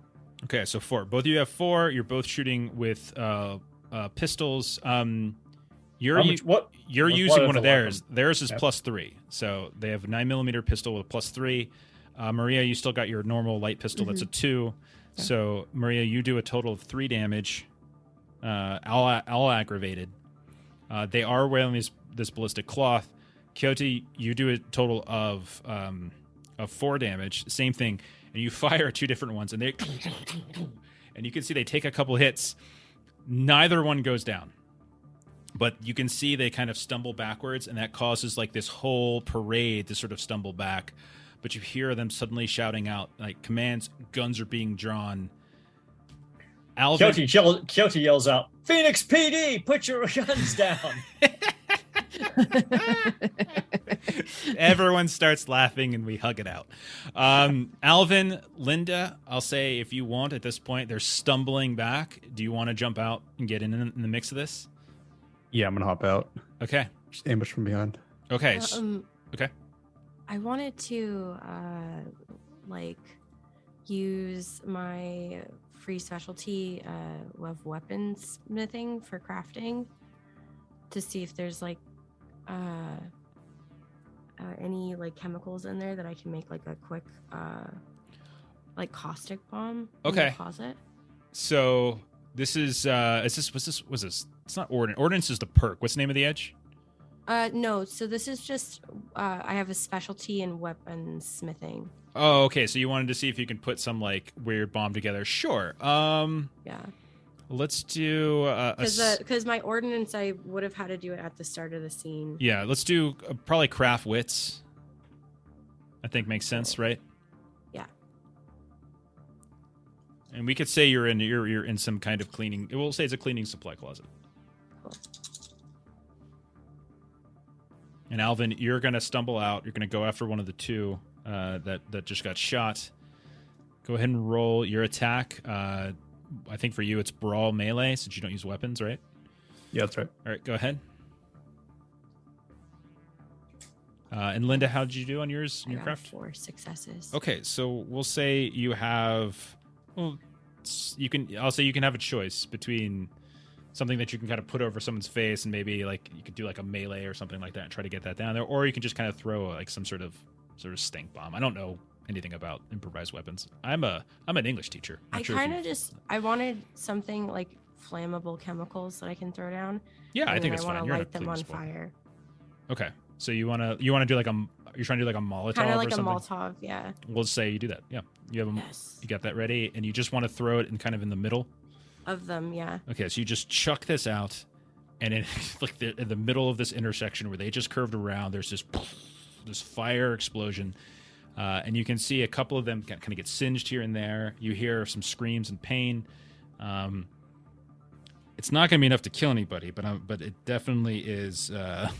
Definitely is going to cause an issue. Hopefully, they just turn around and run away. Yeah. That's Alvin? kind of the goal. Yeah, I got Alvin. a 4. Alvin, 4. I'm gonna keep the difficulty of 3. Was totally fine. So that's 1 point of damage. Do you do anything else on top of that? No, that's all I got. Okay, so we'll say, just to keep this interesting, let's say you go after the one that Rust shot, and that'll take Rust's ones down. And so one guy has fallen to the ground. Maria's is still up. Linda, you just threw a Molotov into the middle. Remember, there are 6 of these guys surrounding Wendell Drebin, protect the president.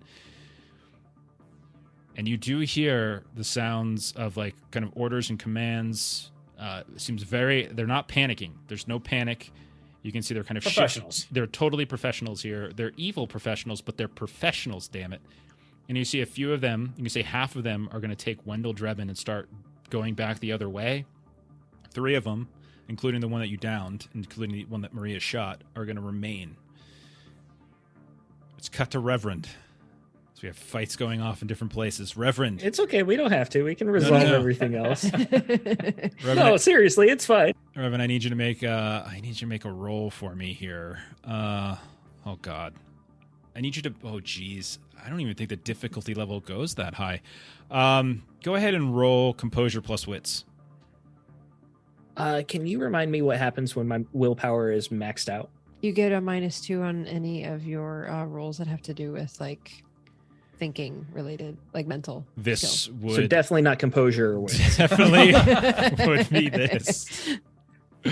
What wonderful timing. -2 dice. All right, so I had 4 to start with. So that brings me down to 2. Okay. You got this. Would you like the last That one? is 1 success. Okay. What do? You just stumbled away. She's kind of standing there. She's going to take a moment to just pull the sword out at this point. So I think that's what I'm going to do for her action is she's going to pull the sword out. And you get the sense she's almost like a dog or something playing with their food. But she's going to pull the sword out and you can hear her chuckling. What do you want to do? I assume I'm a little lightheaded, both from the lack of willpower and the lack of blood. Absolutely. You would have been able to have seen there's one way out. There's 2 ways out. There's the way you came, but you know that you're going to run into some angry security guards. You know that there is another door on the left side of the stage, unguarded. There's that. There's this big old melee, but you can see that a lot of these guards are busy keeping them at bay. You can hear a lot of that kind of coming out to keep them from spilling out away from like this controlled area. Like the crowd is threatening to spill out? Yeah, I mean they've been doing it this whole time, and anytime someone tries to Right. leave the melee, like they get kind of like shot back in with that. So, thank you, Griffin. Thank you, Griffin. Thank you so much, Griffin. I need those. You should do, buddy. What do you Ron. want to Jeff, can I ask you, these guards Mhm. holding the crowd in, Mhm. they are facing the crowd and not me, correct? I would say that's fair. Does it seem like if I took one of the guards out, the crowd could get loose?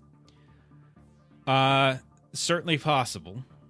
Couple notes I would throw in your direction. You're telling me there's a chance. I'm telling you, it's certainly a possibility. You are feeling woozy. You're low in willpower. Woozy means poor decision making, though. That's fair.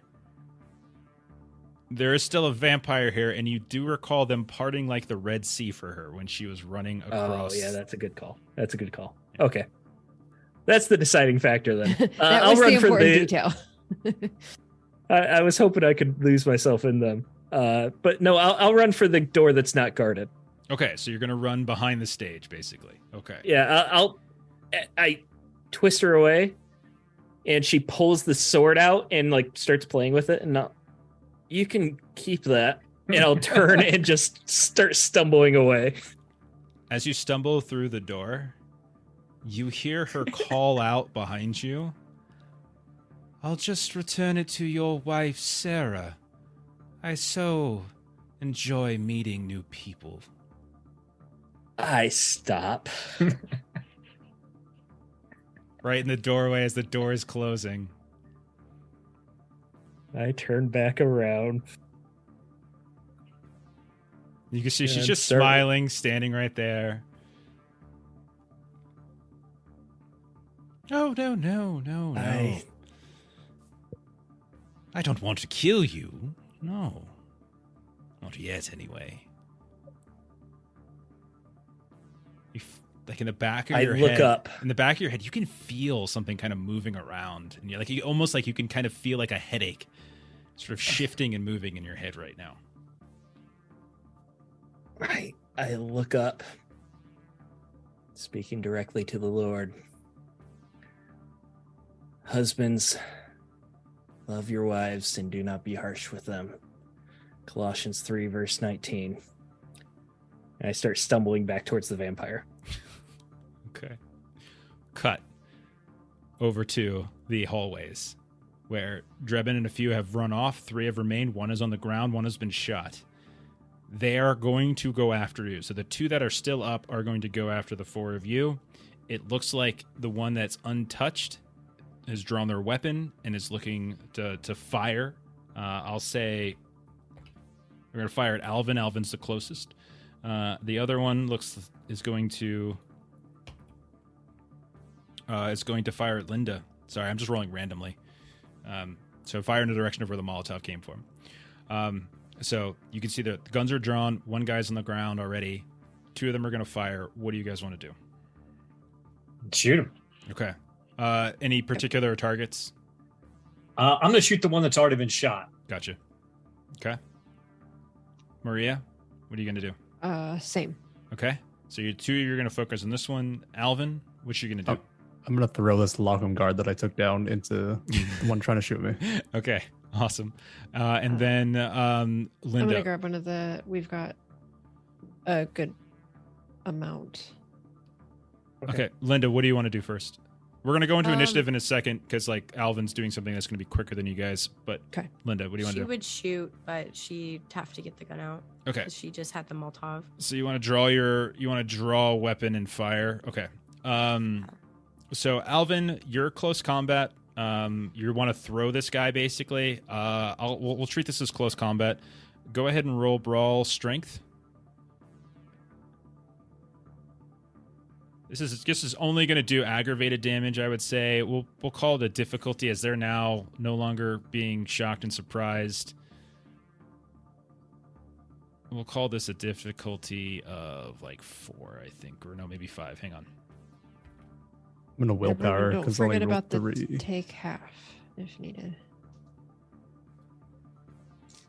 And remember, the full willpower affects mental skills, not physical skills. Yeah, I am going to make it 5. Roll a crit with 5 successes makes it 7. Crit with 5 successes. So I'll say you throw it across. You throw the body of the one, and you're throwing this at the one who's like in the back that hasn't been touched yet, or are you throwing this? Yeah, next? the one trying to shoot me. Yeah. Okay, so the one that's trying to shoot you, so the one that's kind of been unharmed, you're gonna throw it in his direction. He was only a step or 2 behind the others. It's just gonna do 2 It's gonna do 2 superficial damage, but I'm also gonna say because of the crit, it's gonna knock him to the ground, and he's not gonna get the shot off. So you just throw it at him. He goes falling to the ground. He's not going to get a shot off this turn. He took 2 superficial damage. He's got the body on top of him. He's not out of the fight, but there's that issue. Okay. With that in mind, we go to Quixote and Maria. The 2 of you are going to start firing at the one that's already been damaged. I'm going to go ahead. He's obviously going to fire back. But because he's going against multiple people, so since you guys are pulling your guns and shooting at him, I'll say he's gonna. Who did I say? He was gonna fire at Linda. Linda, were you firing too? She had to draw her weapon, but yeah. No, that's fine. I don't mind you saying. We'll just increase the difficulty for you by 1 or something to try to get the shot off. Okay. Okay. So she'll this one up here will fire at Linda first because Linda just threw a Molotov fire on the ground. You can see there's fire on people's clothes, stuff like that. So. This is one of those situations where since he's got to do this for multiple, it's going to hurt. Oh, God. Roll, Linda. So difficulty of 4 for Linda, difficulty of 3 for Russ, difficulty of 2 for Maria. Is it okay if I take one of the audience dice? Yeah, go ahead. We have 6 left now. 8, 9. 6 successes. 4 successes. That dude's dead. Successes. You guys just RoboCop him as you just unload on this guy, and he's one after the other. and a couple while the vest gets some of them short, it doesn't get them all, and eventually it just kind of gets torn, and he falls to the ground, and he's probably just straight dead, whereas the other one might be clinging. We'll do another round with you guys here. There's one more guy up on the ground. He's got one body on top of him. So basically, he lost his whole turn, essentially getting knocked to the ground and pushing this body off of him. He's laying on the ground. I'm going to say he's probably just going to fire, and try to sort of do his best he can to sort of backtrack and fire. What did the four of you want to do? Shoot him in the head. Okay. Linda wants to try and kick the gun out of his hand before he can shoot it. Okay. So go ahead. So if that's the case, you're not. So in terms of like the order of initiative, it's close combat from already engaged parties, then ranged, then newly initiated, then anything else. So I would be newly initiated. Exactly. So he would get it before you're able to kick off. So then I would just shoot at him. Okay. So if that's the case, Alvin, do you want to try to do anything melee first?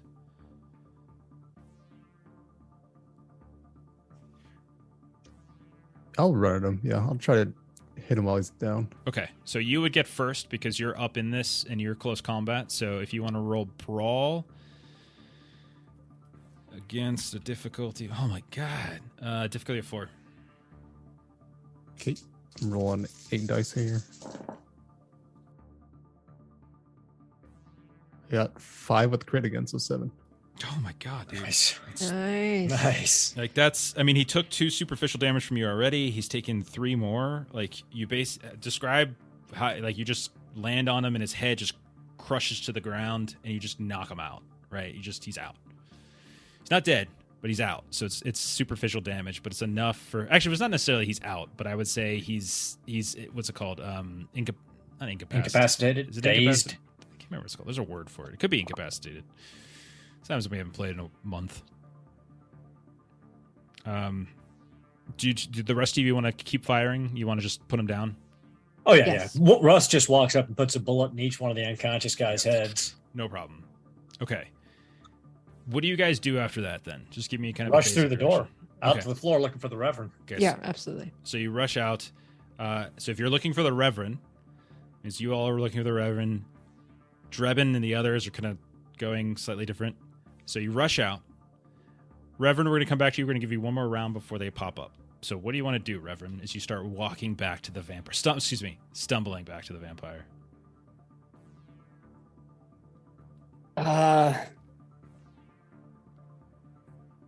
I'll reach into my pocket and pull out just my,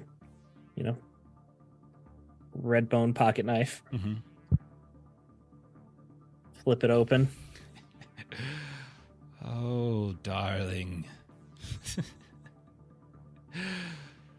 Oh, what fools do for love. Depart from me, you cursed, into the eternal fire prepared for the devil and his angels. Matthew 25, verse 41. And as I build up, I'm going to start stumbling faster towards her and try to stab her. All right. Go ahead and roll. This is going to be against oh, poor Steven. Difficulty of 6. I'd like to use some desperation dice if I can. What? And an audience die. What is your field again? I am faithful. Okay. And I believe that God has put me here to kill monsters. I'll allow it. And God tells me to protect my flock. And Sarah's definitely in my flock. I'll allow it. She's embezzling Yeah, and she's okay. getting ready to leave. All right. So strength melee. That's 7 dice there. And then I roll the desperation after because those dice can affect things, right? Roll them Correct. separately. Yeah. Because And if you then roll the a audience 1. as well. Oh, It's and the bad audience dice. die. No, I included the audience with 7, so I'm good. Okay. Okay. I don't have willpower to spend, but that's not bad. That's 5 successes there. Okay. That's enough. And rolling it's the not enough. desperation, which is 3, right? Yeah, we're at despair 3. Yeah. Despair 3. So you're not yet succeeding on the task. Task is difficulty No 6. ones, but no successes there. Okay. So you come up, you thrust the knife at her, And once more, she grabs she basically just grabs your arm mid-flight as you're an older man. You're not doing well, and she once more spins you around. This time, kind of pushing you off to the one side. She's right there on the left side of your neck now. What would your wife think, Reverend? All this time spending with another woman for a night on the town. At that point, we see the doors open. We see Alvin, Linda, Rust, Maria kind of bust open. The rest of you see there's this woman. You know the position. Her head kind of tilted. Reverend's head tilted. She's kind of whispering. Her hair still perfect. What does everyone want to do? Rust begins to just charge at her, and he holds the palm of his hand out as the Enochian script on his hand starts to swirl and almost seem to smoke. And he says, "In the name of the Lord, I repel you, leech." And he will attempt to repel the unnatural. Okay. What do the rest of you want to do in this case? I'll make sure the Reverend's okay after this vampire is repelled. Okay. It hasn't happened yet. You guys are just all declaring what you're doing. Happens. Yeah. Okay. So are you running in then, basically? Yeah, I'm running. Okay. Alvin is faithful too. Linda and Maria, what are you doing? Maria's got her gun out, and so she's kind of staying close to Rust and just kind of got the gun out. Okay. So you're not actually it's firing, definitely but you're like closing the distance? I think we're preparing more so in the event, like we're ready for Alvin to grab him, and then Maria and I will cover. You guys got to tell me what you want to do, though, because a lot of that is triggering off of the potential for something else to happen. So that might not happen. So then I'm pretty much ripping them apart. So you're just going to try to go in and just make sure they're separate. Yeah, Maria's going to shoot. And Maria wants to shoot. Once they're separated, I want to shoot. Okay. If it happens. Okay. Remember how initiative works. So shooting would come before anything Alvin does, because Alvin's got to close the distance. Quixote's got to close a little bit of the distance as well. Then you two are so the shots would get up. Okay. Yeah. So the difficulty for the shot's going to be higher because she's grappling Reverend, and I'm sure you don't want to shoot him. Yeah. Okay. So I'm going to put through me. It's fine. I'm going to put the difficulty at 6. Okay. We've got 5 left. 1, 2, 3, 4 is what I have to roll. You should definitely take one. I'm rolling 7, so. Okay, yeah, I'll take at least one. That leaves 4. I'm gonna hope for the best. 7. Just remember, vampires only take superficial damage from. Indeed. Hoping to at least just stop the biting that's happening at the moment. I got 2 10s, so with my 2 10s, I got a total of 5 successes. 5 successes. That's going to be a fail, so you miss. Okay. So you fire. You do pull the trigger. You fire at her, but like you're trying very carefully not to hit the Reverend, and because of that, you miss. And the bullet goes. You hear someone in the crowd. Ah! As happens to hit them. They can't feel anything. Maria, how'd you do? I failed. I only got 3 successes. Okay, same thing. Then we're gonna go Quixote next, I think. So Quixote, go ahead. Okay, and I'm gonna use my despair dice. I got a different color drop, so same difficulty as them, I think. In this, given the situation, rolling 11 dice. Can you just take half? 10, or 10, is that going to be enough? Not in combat. I'd run a roll in combat. Understood. 10, 10, 10, 9, 8, 6, 6, 7, 7. But I did get one. Gosh. I did get a 1 on the despair dice, but it's 4, 5, 6, 7, 8, 9, 10, 11, 10 successes. 10 successes. Oh my gosh. Okay. Russ, you are just a luck leech. Okay. Hey, that's really where all of it goes. We can't get anything. This is what Russ was built for. Was just repelling the supernatural. Okay. So this is repel or this is thwart? I can't remember.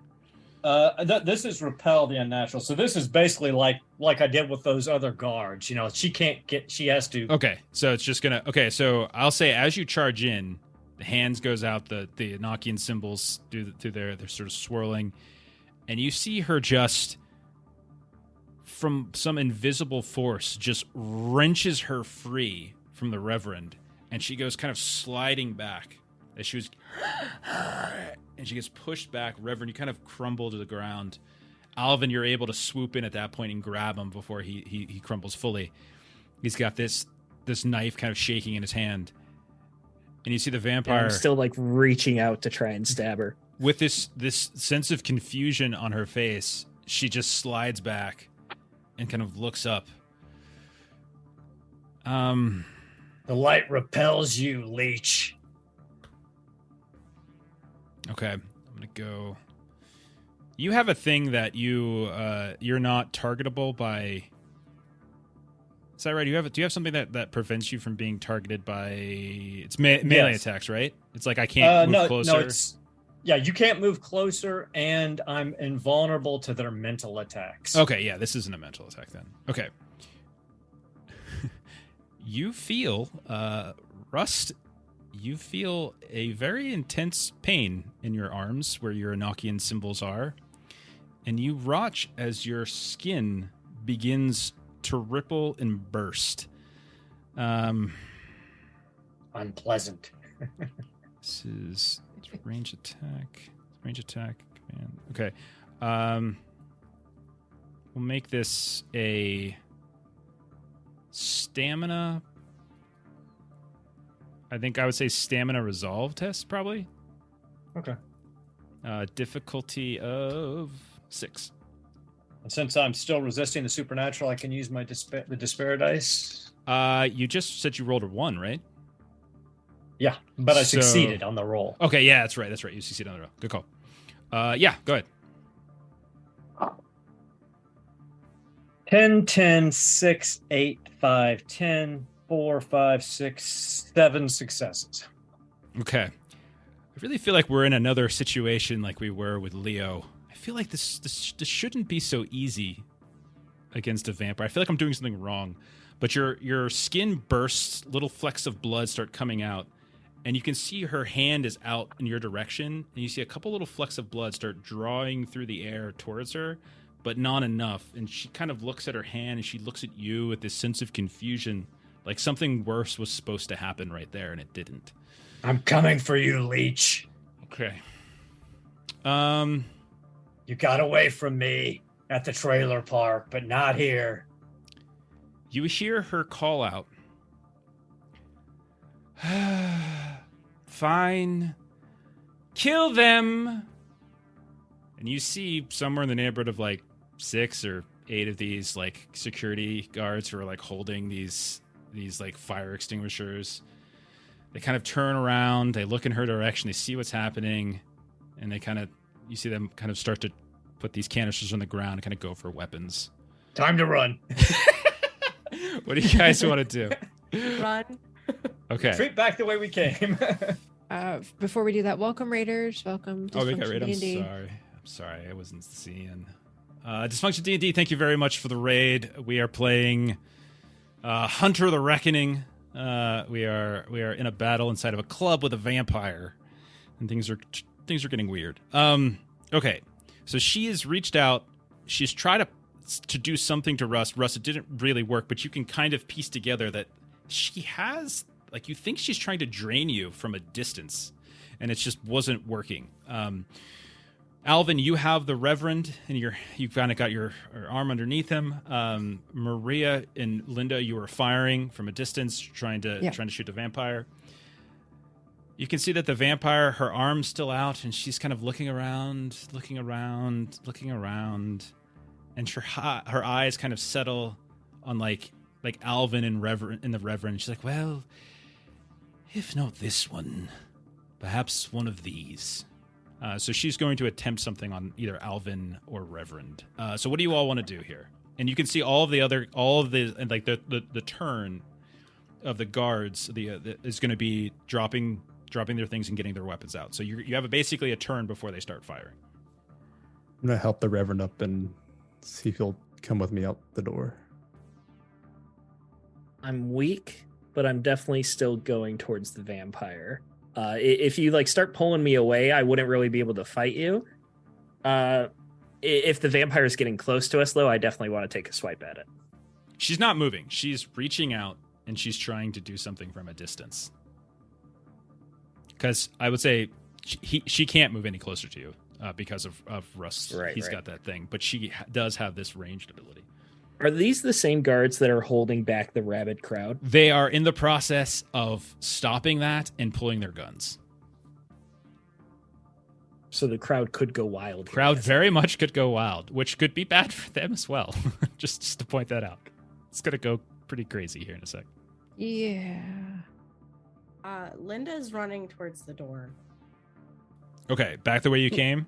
Maria would Yeah. help Alvin get the Reverend. Okay. Yeah, she's gonna get that door open and she's yelling for people to get the F out. Coyote sees that what the vampire is trying to do, and he sees that the Reverend is trying to resist and attack the vampire. So he punches the vampire. Okay. So you're gonna get up and just punch her. Okay. Yep. All right.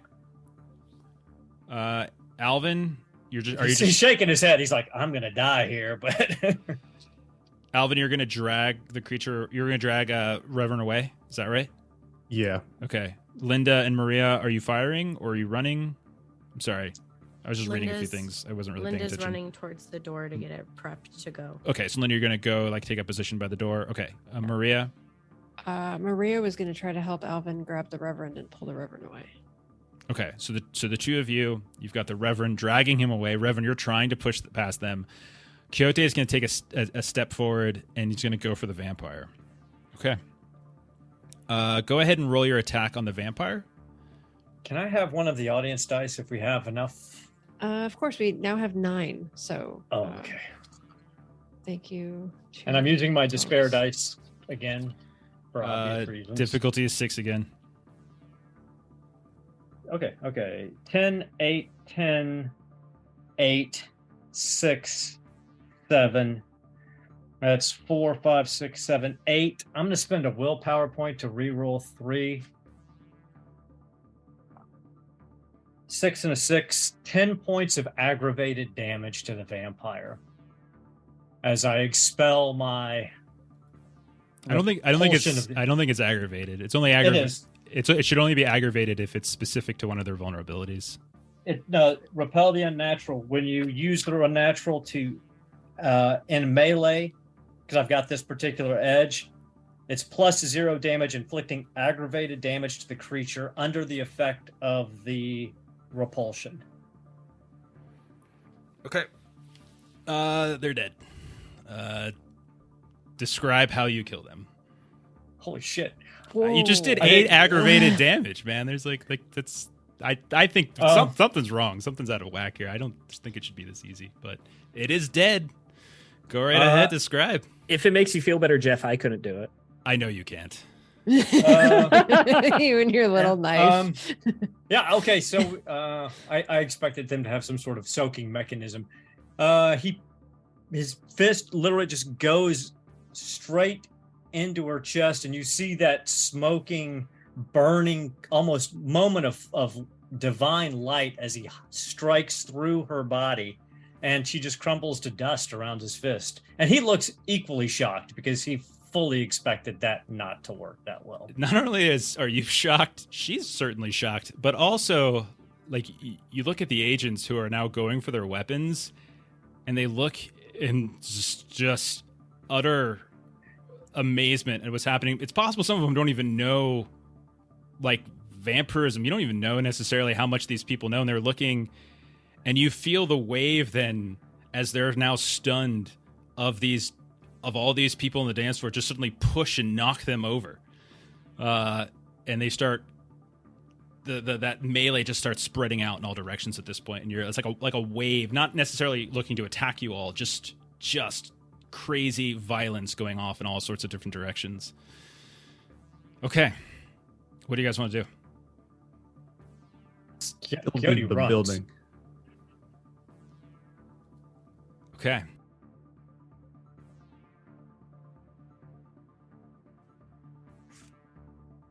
Sorry, I was muted there. You got Linda by the door. She's kind of waving you down. And we'll say, Maria, Alvin, you've got the Reverend arm in arm. Yeah. All the If guys. the vampire goes down, I'm happy to move along with them. Okay. I think they were able to do it anyway. You get back into the hallway, and I'll say, you hear the sounds of gunfire go off, but you feel like they're not necessarily firing at you, as that wave of melee is just starting to like eat up some of the agents. You start weaving through the hallways.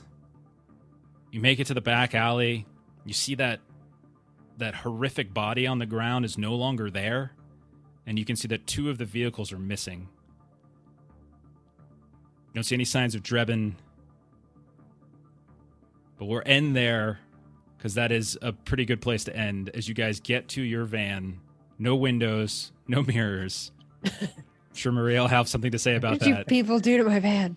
I didn't do it, Maria. I promise. It wasn't me. And you guys drive off. And that is that. And we will end there after this ridiculously I long was going night. down there. Yeah, oh my gosh. I think we all thought you were going down there. Yeah, I gotta look Yeah. at something. I am. Yeah, I mean, I did build Quixote specifically just to deal with supernatural, but yeah, that's because he's got. I 3 don't strength think. and 3 I brawl, truly but- don't think it should have been aggravated.